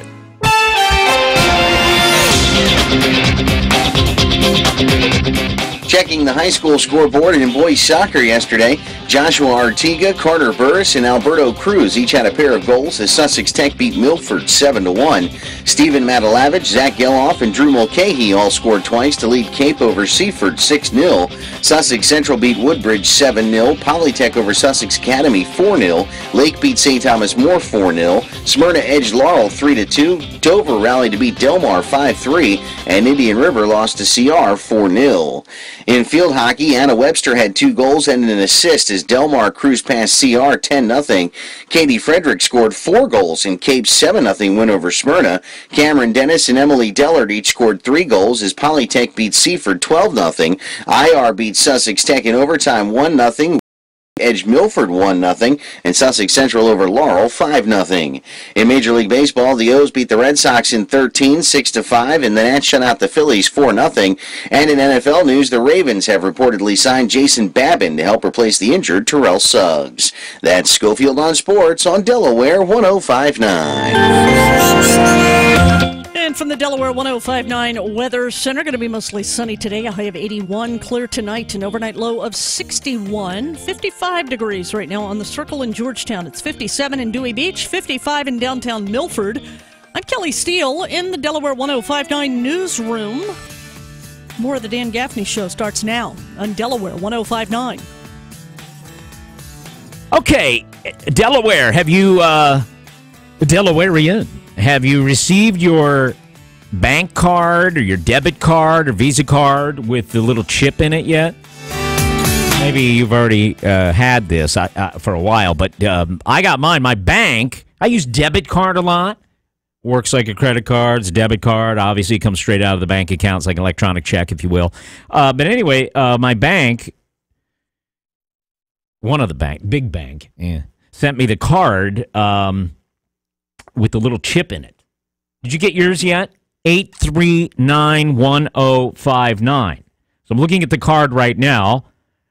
I'm not going to hold it up because I realize I'm on camera and I don't want people to get the number. I didn't flash that at the screen, did I? We're streaming on YouTube, the Dan Gaffney Show streaming live, and I took my credit card literally out of my wallet, and I hope I didn't flash it at the screen.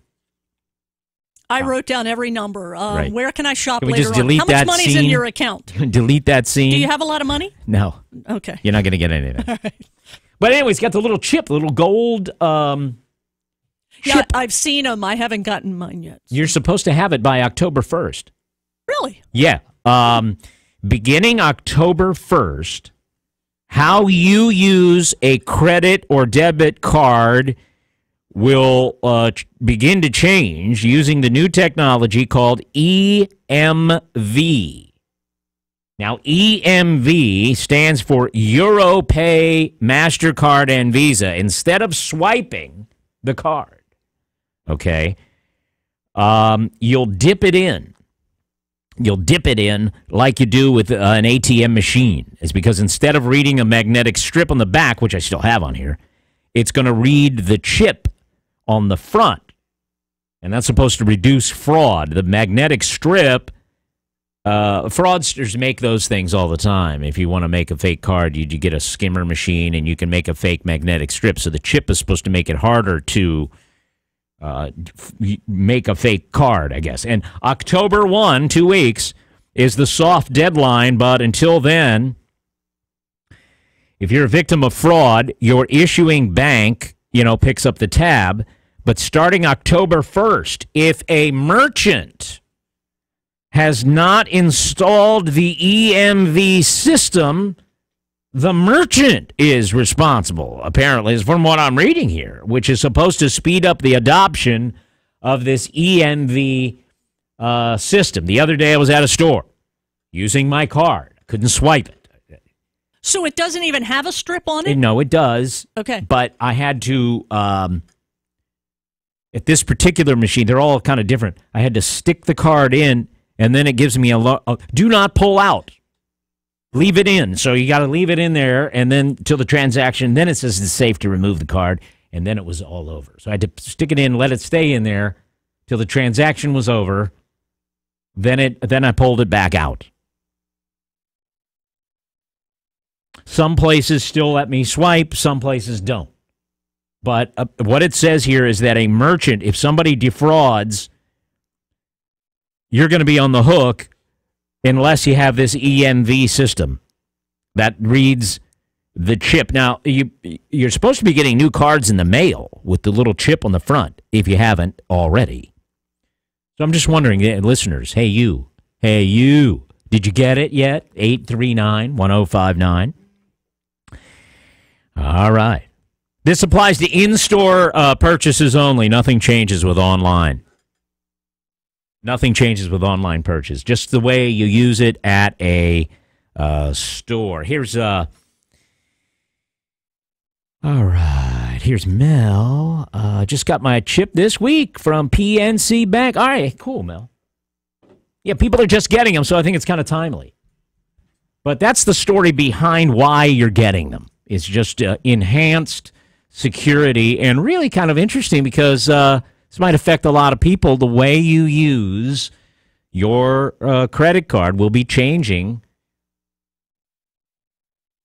all over. I don't know how this helps with fraud, but the bank seems to think it does.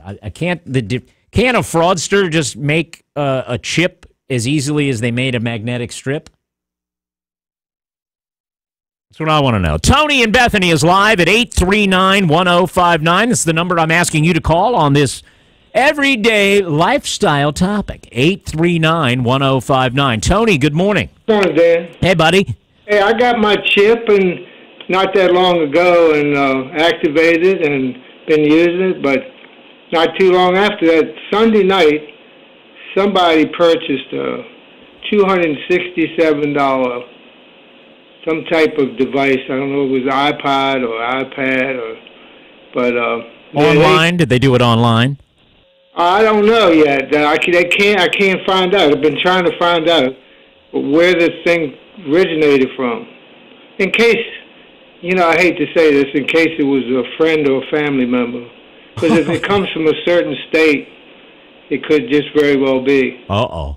It's a possibility, and I'd say that because they can't hear me.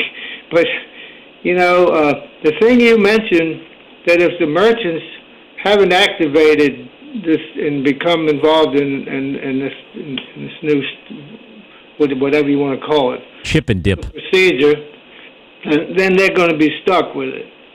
I don't. It looks like if they have and somebody does it, were you saying that the card holder is going to be held responsible? No, not the card holder.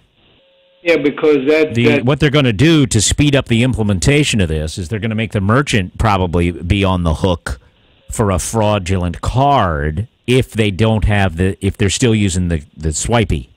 One thing I found out when I was trying to do my own little detective work, the people who issue my card and the company that might have sold this item, the wait time right now is like 15 minutes for each one. Isn't that funny? I think there's a lot going on with this thing. What's a 15-minute wait for what? 15 minutes on the phone to wait to talk to somebody. What, to activate the card? Talk to the fraud people. Oh, the fraud people. The fraud people or the security people at the company, this big company, one of the biggest in the world, and also I won't mention it.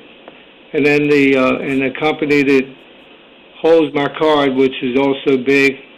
The wait time to talk to them is 15 minutes. That's a long time. That means there's probably a lot of fraud. That's what I'm saying. Or they can't hire enough people to work the phones. One of the two, right? Or both. Somehow, no, they send these cards through the mail, and it's not, these Sharpies probably know about these mailings.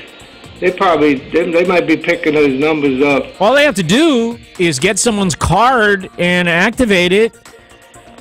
They got to know a little information, but well, probably you got to know the PIN number. I think. No, I don't think you have to know the PIN number.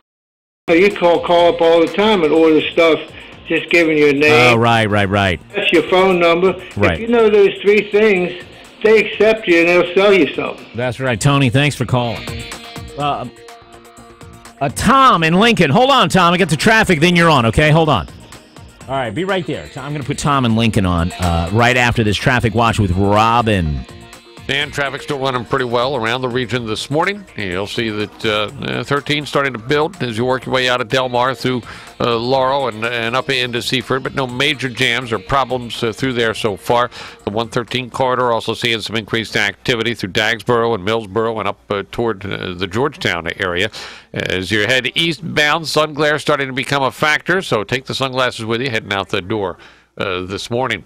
In Kent County, you've been running fairly well. In and out of Dover, normal increase in activity along 13, both northbound and southbound. Haven't seen any major jams or problems there so far.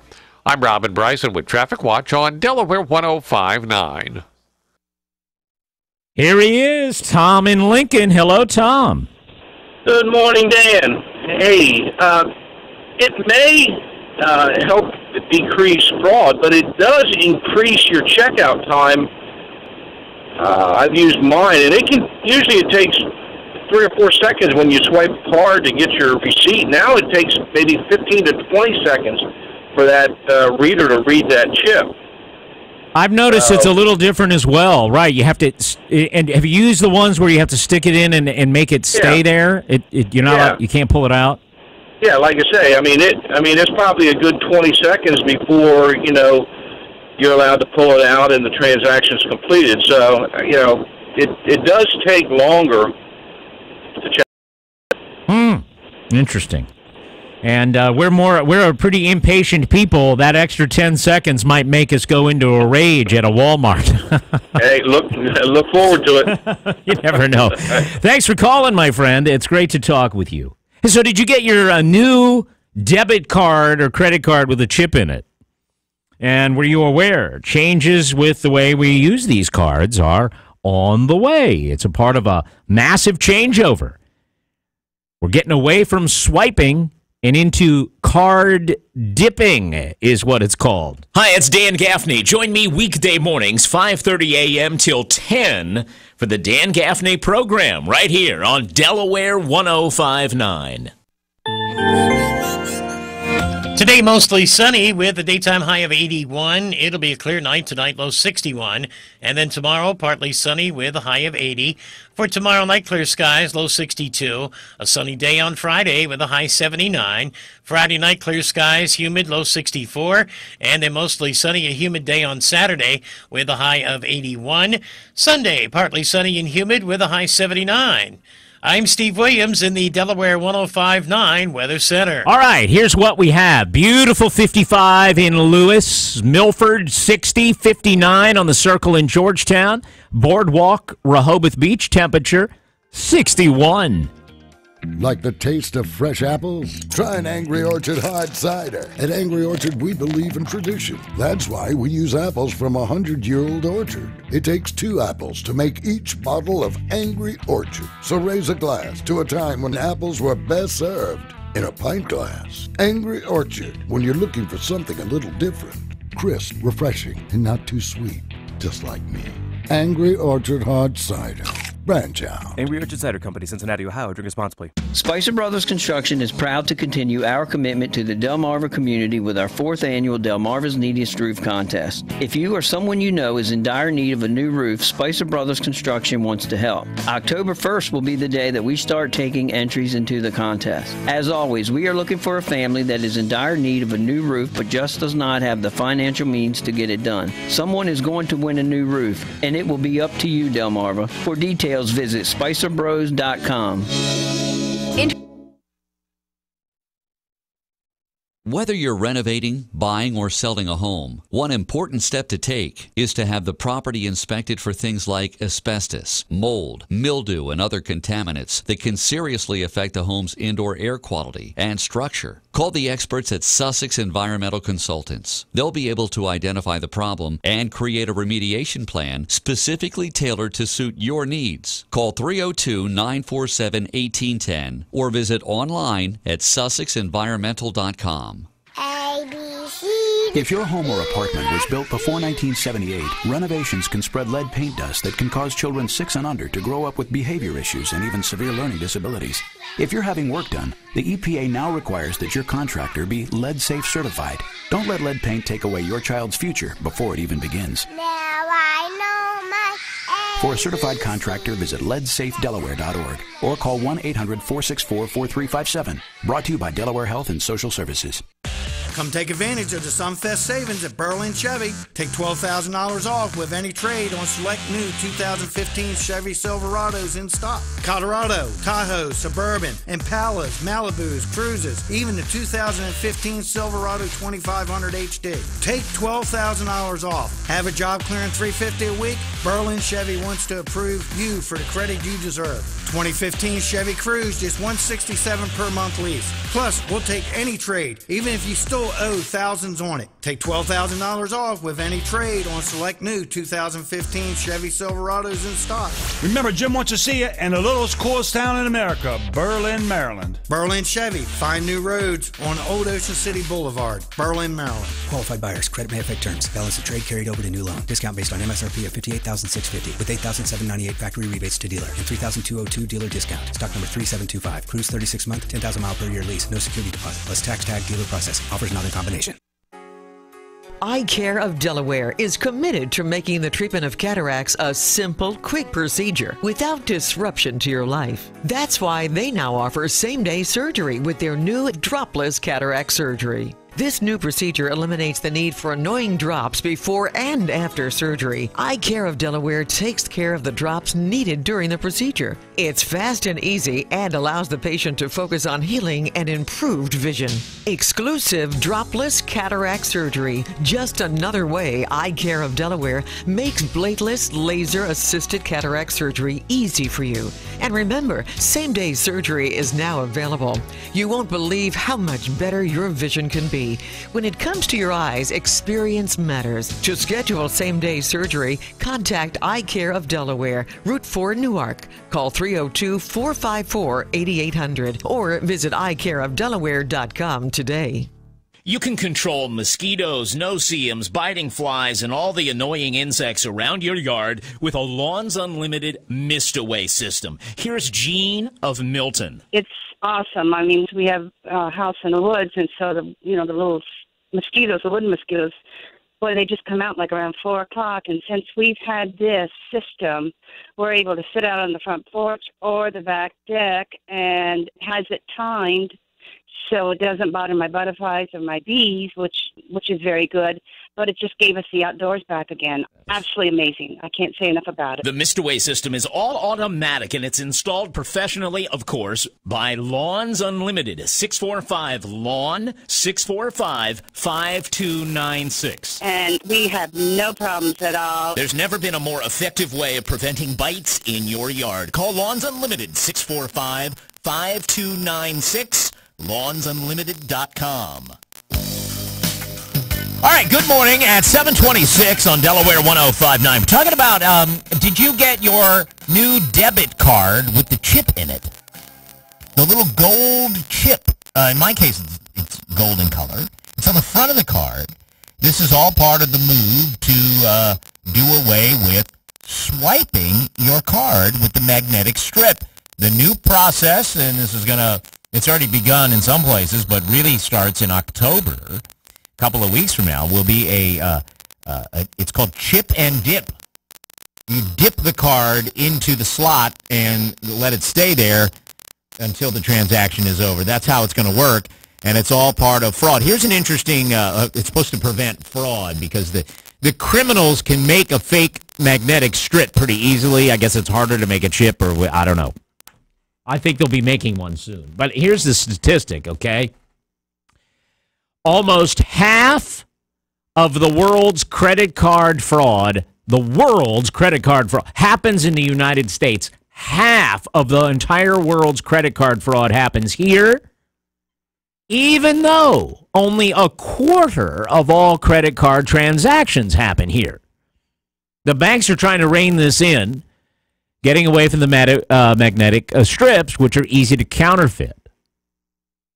So how does it affect your business? If you have a business that accepts credit card, apparently you need a new processing device to read the information in the chip cards. And starting in a couple of weeks, businesses that don't have EMV, EuroPay, MasterCard, Visa, this new system, you could be on the hook for fraudulent chip card transactions, something called liability shift. Okay? And that is in an effort to get businesses to buy the EMV readers or whatever. So here's what an internet article on this that I've linked to on my Facebook page says. If you run a fraudulent card, banks absorb the cost. Starting in October of 2015, if someone pays with a fraudulent chip card and you're not set up with an EMV card reader, the bank is no longer going to be liable. So, for example, if somebody buys $30 worth of hot sauce from a restaurant with a counterfeit EMV chip card, if the restaurant doesn't have a chip card reader to process, they could be on the hook for the $30. However, if you order the chip reader and have that, the liability shift does not affect you, for the most part. This is not new technology, by the way. Most of the world's been using this for years, and they figure that's why there's still a lot of fraud in the United States, because we have not stepped up to do this. So, little story behind why you're getting a new debit card in the mail, and if you haven't, you'll probably be getting one in the next few days, depending on your institution. All right. Any other thoughts on that? 839-1059. 839-1059. And then next year, the chip they'll just insert it right under your skin. Well, think about how easy that'll be. What? Kelly, good morning. Good morning, Dan. 3 dogs, 2 cats. They're all dead following a fatal house fire in Hebron. The Maryland State Fire Marshal's office says a neighbor of the North Main Road home reported the flames about 12:15 yesterday afternoon. Investigators say they found the flames started in the living room by something, they're saying, electrical. The fire has been ruled accidental. Sussex County officials reminding property owners that the deadline to pay annual county property tax bills is at the end of this month. You can pay in person, online, by phone, or even by mail. And payments mailed must be postmarked no later than September the 30th. CBS News covers the nation and the world next. News time, 7:31. CBS News Update. In advance of tonight's Republican debate, Donald Trump was on the battleship Iowa in Los Angeles Harbor. He fired a volley at his GOP opponents, saying they are not leaders. It's an instinct. It's something that's special. They don't have it. Believe me, they don't have it. CBS's Major Garrett at the Reagan Presidential Library, where the debate will be held. Here in Simi Valley, the story for Republicans is the rise of Ben Carson and the precipitous fall of Scott Walker and Jeb Bush. Carson told us he and Trump have caught fire because GOP voters are tired of being hoodwinked by establishment Republicans. Congressional correspondent Nancy Cordes says there's significant political concern over Donald Trump. The Republican senators I talked to are increasingly concerned that he will be the party's nominee, and so they're going to be going after him much more aggressively. 11 candidates make the main debate tonight. Lindsey Graham, George Pataki, Bobby Jindal, and Rick Santorum face off in the prelim. CBS News Update, I'm Dave Barrett. Halpern Eye Care is focused on exceptional patient care with locations throughout Delaware, including the newest in Georgetown. Halpern Eye Care specializes in comprehensive eye exams, medical and pediatric eye care, contact lenses, and they're the leader in designer eyewear with brands like Crocs, Nike, Guess, Converse, and many more. Halpern Eye Care performs the highest quality, most technologically advanced eye exams and ensures that personal attention is given to each patient. Get your children ready for back to school at Halpern Eye Care. Get a complete pair of glasses for only $69, 2 for $89, or free lenses when you buy any designer brand package. Don't neglect the health of your child's eyes as they start school this year. Schedule your children's back-to-school eye exam today by calling 1-800-734-2010 or go online, halperneye.com. See office for complete details. May not be combined with any other discounts or insurance and must be 21 years of age or younger. Expires 10/31/15. Hi, I'm the Rehoboth Foodie, here to tell you about Bling Salon and Spa in Lewis. I'm a regular customer there, and I appreciate the personal service. But Bling is a lot more than just haircuts. Their skilled operators are not only hair color experts, but they also specialize in manicures, pedicures, facials, massage, permanent makeup, and laser technology. Bling Salon and Spa, redefining beauty inside and out. 302-644-2580 or online at blingsalon.com. Iron Source. For backyard projects to major construction, no one understands your project like Iron Source. Need a mini excavator? Rent it. Need a boom lift? Rent it. Need a stump grinder? Rent it. Iron Source will match your job with the right equipment and make sure you know how to use it. Iron Source, the only name you need to know for equipment rentals and sales. And now hydraulic hoses made in minutes. Iron Source, the exclusive dealer for Gale, Whacker, Bandit, and Western snowplows. Now with 2 locations, Georgetown and Smyrna, and online at ironsourcede.com. Hi, I'm Abby Pobuski from State Farm in Wilmington. Every day, 7 teens die from car crashes due to inexperience, indecision, speed, distraction, or drowsiness. These deaths are preventable. That's why Smart Drive created a free online program that helps young drivers using games, videos, and real-life scenarios to prepare them for facing real driving situations. It's online, free, and you can win great prizes like college scholarships and gift cards, all for learning to be a smarter driver. For more information, visit smartdriveusa.org. Dad, this is fun. I didn't think I'd like kayaking. Well, I'm glad you enjoyed it, but I think it's time to head back in. Okay.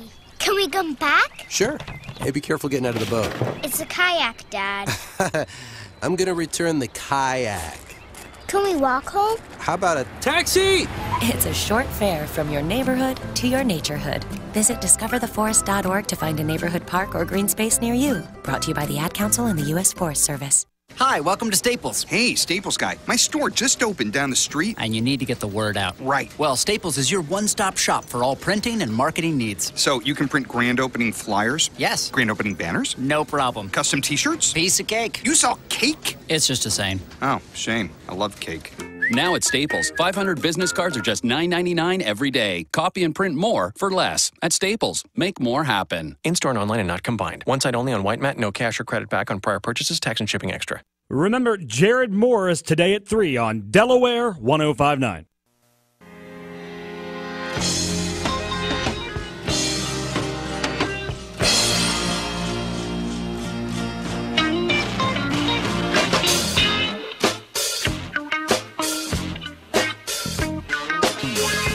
All right, one of the top stories floating around this morning, you've heard, CNN is hosting a Republican candidate presidential debate on television tonight with 15 Republican candidates debating the issues. It's actually on two separate debates. They're doing kind of what Fox did. They'll have a preliminary round and then the big show.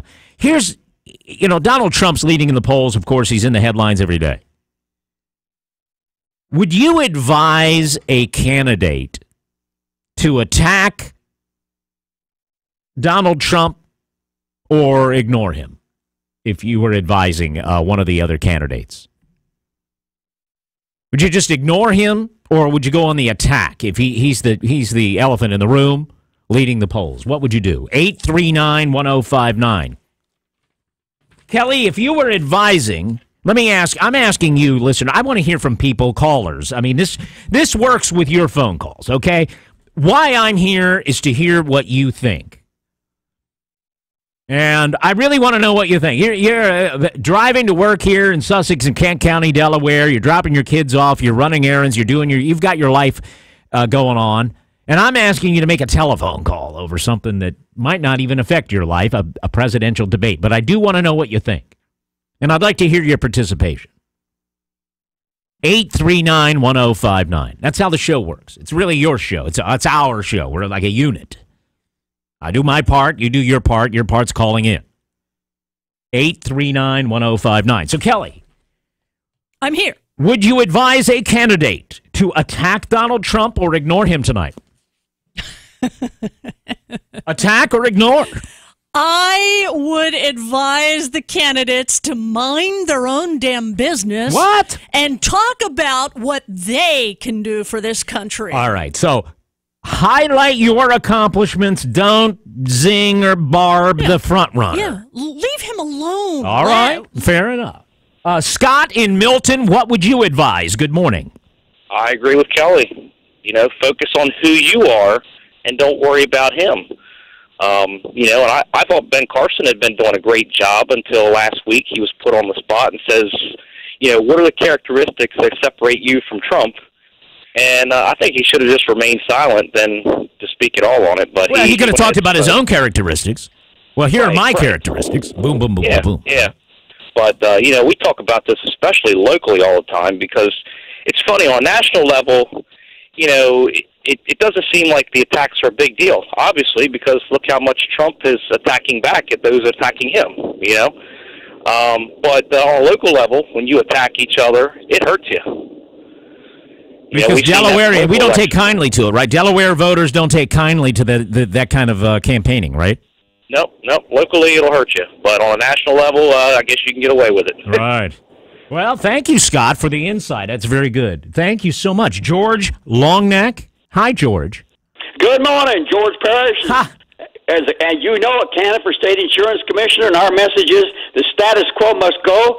And when people listen to Donald Trump and other people, they are looking for candidates for leadership.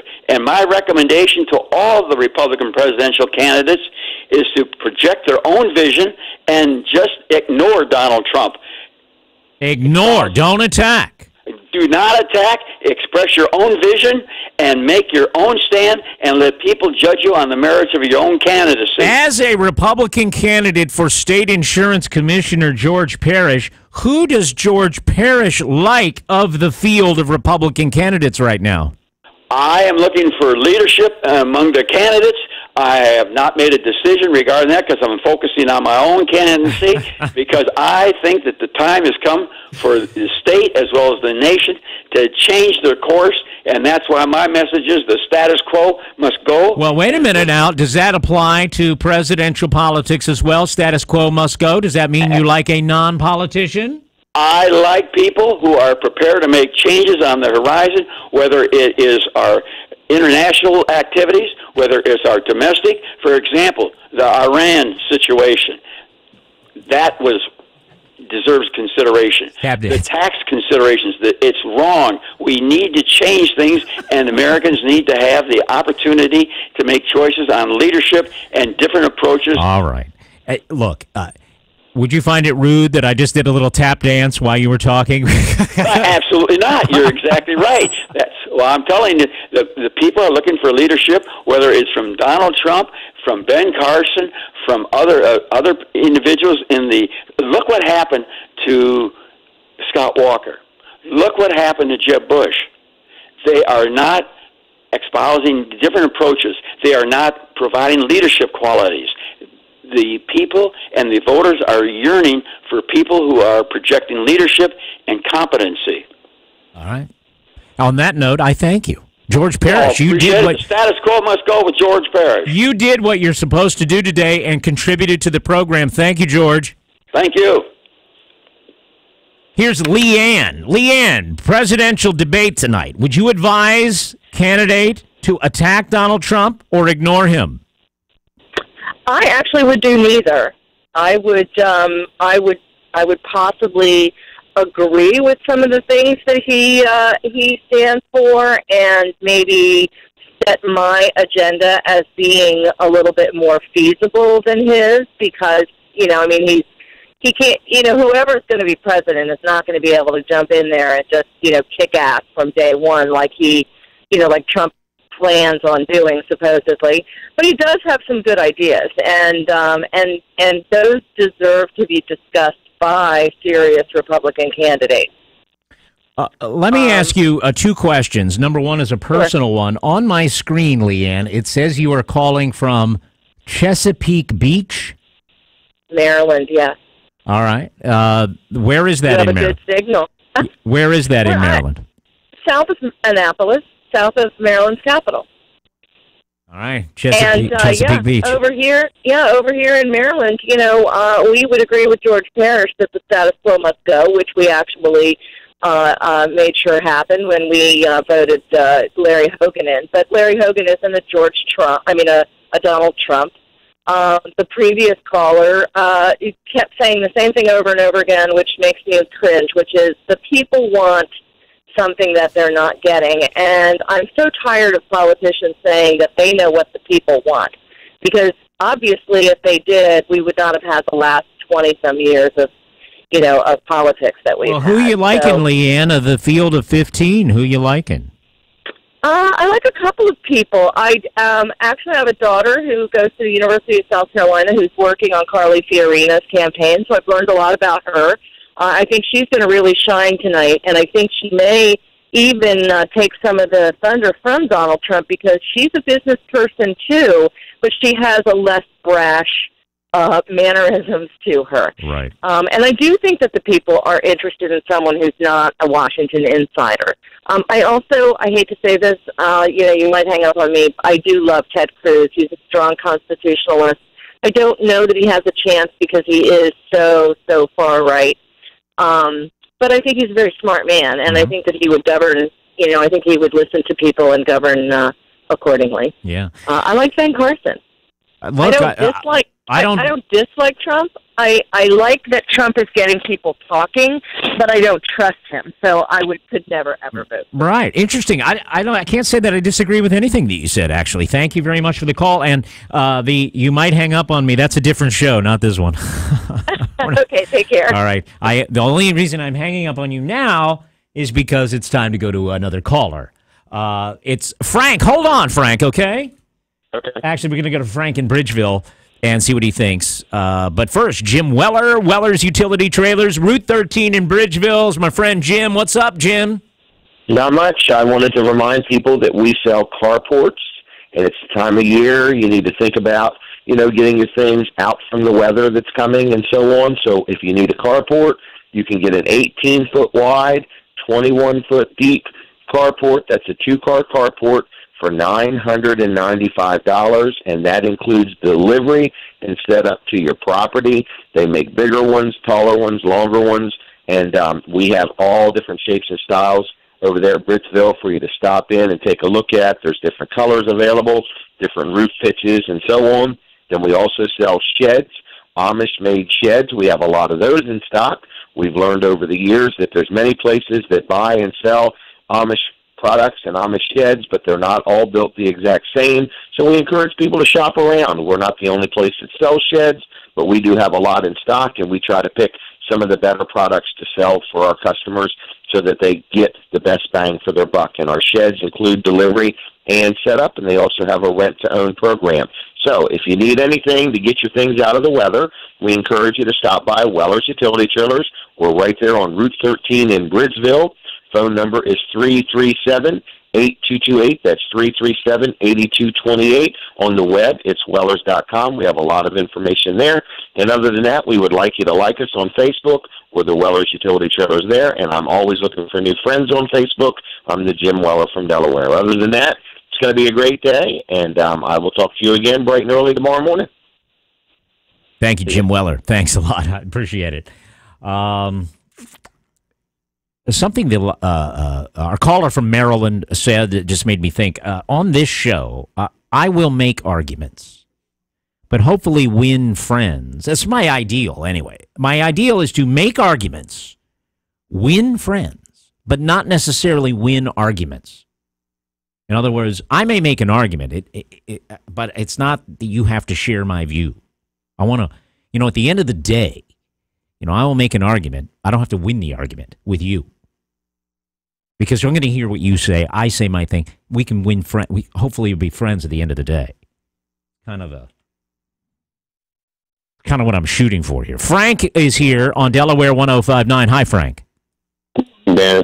If that makes any sense at all, yes. Oh, yeah. What I like to say is agree when we can and disagree when we must. Exactly. But at the end of the day, we could probably have dinner together. So I would hope so. We had breakfast, so I know we can have dinner. Yeah, right. So, Frank, would you advise the candidates to attack Donald Trump in a debate or ignore him? I wouldn't advise attack. That's coming down to his level. I think people who support Donald Trump are lazy. To be honest with you, they're going for the simple rhetoric that he's throwing at their attention. What I would advise candidates to do is grab him by the throat and drag him into the deep water where he is going to lose. And what I mean by that is need to, when he comes at it or if they're asked questions about something he said, they need to pivot that back to hard issues and specifics, because that's where he's going to fail. Because if you listen to him, he all right. We're breaking up here. We're breaking up a little bit on your cell, but what you're saying is drag him into deep water, make him explain himself in a deeper level than the bumper sticker, and that's where he's going to sink, right? Exactly, because he's shown no ability to flesh out his rhetoric of, I'm going to do this, I'm going to do that. He hasn't shown any ability to explain how. He came out with more details on a tax plan. Well, that's what I'm saying.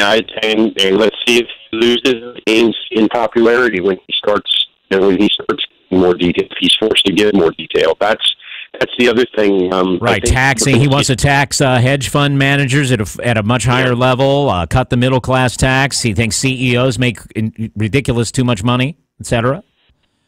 Yeah, and I think his popularity is plateaued, and as we see people like Governor Perry drop out of the race, that support has to go somewhere, and I just don't see it going to Donald Trump. So we're going to see him stay static or begin to creep down as maybe a Scott Walker or Jeb Bush or someone like that starts reaping the benefits of others dropping out. Thanks for your insight. This is what we're all about here, taking your calls. I love that string of calls. You guys are all right. That's the way it works. Thanks. Interesting to hear viewpoints from Maryland and Bridgeville and other parts of Delaware, and your comments as well. 839-1059. Thanks for listening here, Delaware 105.9 on your radio. We also stream every morning with our own app.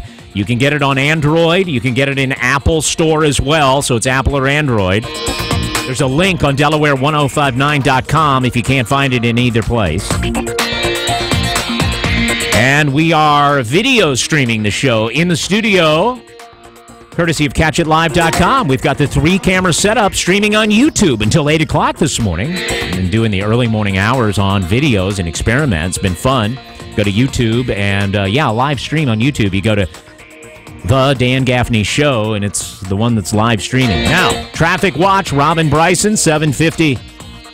Dan, you're doing fairly well this morning, moving around the area. A little bit of busy activity in and out of Dover, but no major jams or problems right there. Route 1 northbound coming up through Frederica and the light of Little Heaven up toward the Air Force Base running without any major jams or delays. Route 113 through Georgetown, you get a little bit of congestion around Route 9, and then in Millsboro around Route 24. Again, some minor delays at this point. Through Dangsboro and Frankfort down into Selbyville, you've been running very well. The 13 corridor in western Sussex County, also seeing normal busy activity through Seaford, through Laurel, but not a bad ride this morning. I'm Robin Bryson with Traffic Watch on Delaware 105.9. Today, mostly sunny with a daytime high of 81. It'll be a clear night tonight, low 61. And then tomorrow, partly sunny with a high of 80. For tomorrow night, clear skies, low 62. A sunny day on Friday with a high 79. Friday night, clear skies, humid, low 64. And then mostly sunny, a humid day on Saturday with a high of 81. Sunday, partly sunny and humid with a high 79. I'm Steve Williams in the Delaware 105.9 Weather Center. Well, here in southern Delaware, it's beautiful. Lewis at 56 degrees. It is 60 on the boardwalk in Rehoboth Beach. And hello, it's 7:52. Want to tell you about Dustin Oldfather. He's the realtor we've been recommending. Dustin Oldfather and the Oldfather Group. Got some neat things to say about him. First of all, Dustin and Maria Oldfather will sit down with you, establish a price for your home and a deadline to sell it. The deadline comes and goes and your home isn't sold. They'll buy your home. Ask about this program. It may work for you. They have a home selling system, whether they're selling beautiful beachfront homes or inland properties, whatever. It's on a whole different level than the average agent. Average agent, these are national statistics, sells about 8 homes a year.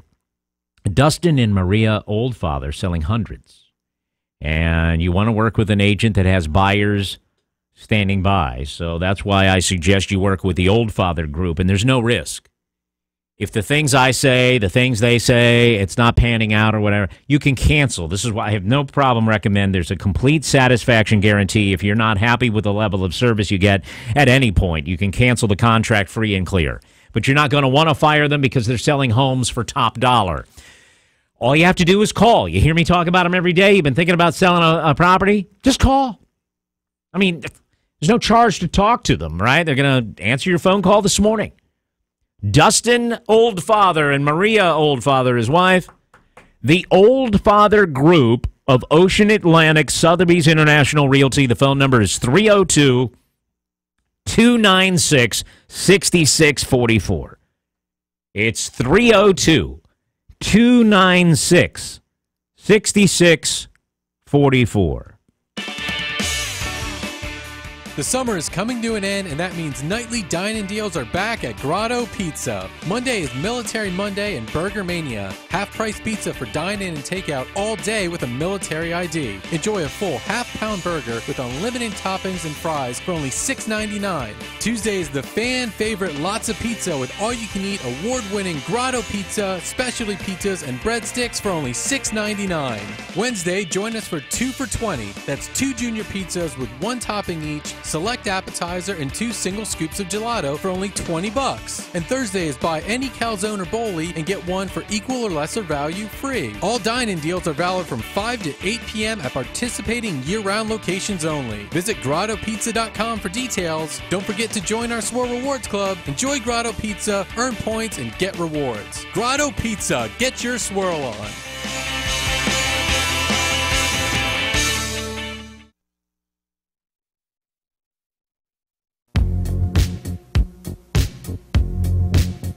On the live sponsor hotline this morning, it's Dave Jones, Atlantic Refrigeration and Air Conditioning. Hello, Dave.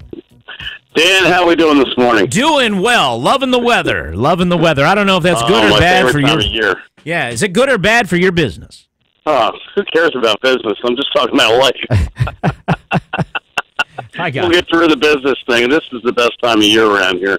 Everybody gets to enjoy it. I know, it's awesome. You can actually get up and down the road, too, so it's nice. Yeah, hope everybody's enjoying it. And I know, look, in all seriousness, you're out doing work still, service work, quoting new jobs, new heating systems, whatever, Atlantic Refrigeration and Air Conditioning, top notch. What do you want us to talk about today? Well, the big thing we have going on right now is the financing. We're having a lot of feedback from the Train 72-month financing that's good through November 15th. Got a lot of people taking advantage of that. A lot of people going to the website and calling us, and then we're walking them through how to get that financing. And what they're seeing, Dan, is they can get the financing, they can make payments because they're stretched out that much, 0%, 72 months.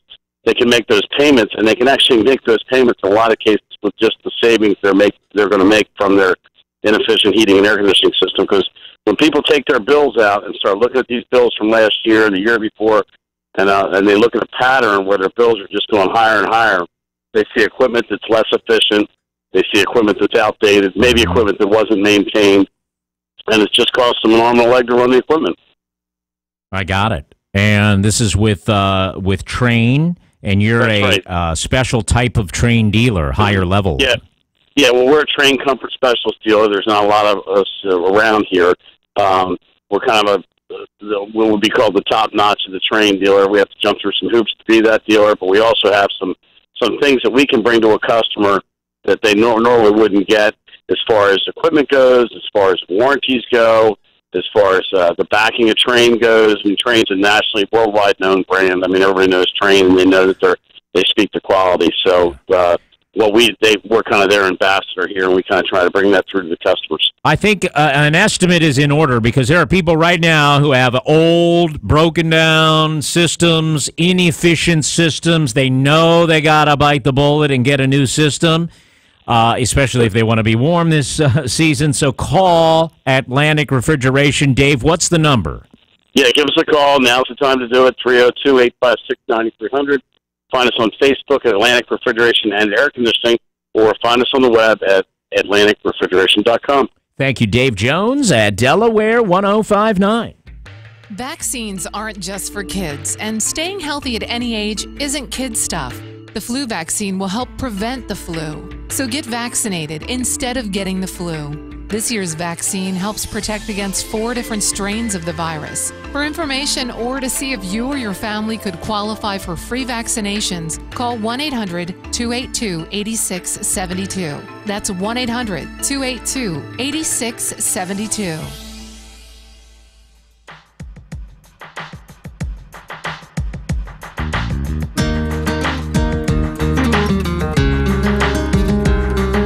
Local news first on Delaware 105.9.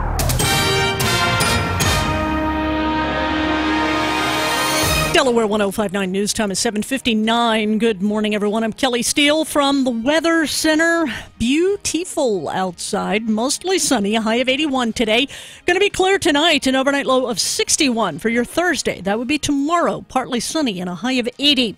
Newcastle County Police arresting an individual connected to the murder of a man last month in Hockessin. The victim, 27-year-old Shazim Upal, was found dead in his car with gunshot wounds to his upper torso in the parking lot, if you remember, of Genesis Healthcare in Hockessin. This all going down on August the 24th. Police believe Upal was targeted after investigators found a substantial amount of marijuana in his vehicle. Police say they will release the suspect's name and more details during a press conference later on this morning. From the first town in the first state, this is WXDE Lewis. 58 degrees right now on the beach in Lewis. Delaware 105.9. It's 8 o'clock. CBS News, I'm Frank Centopani. Vice President Biden is jumping into the debate over illegal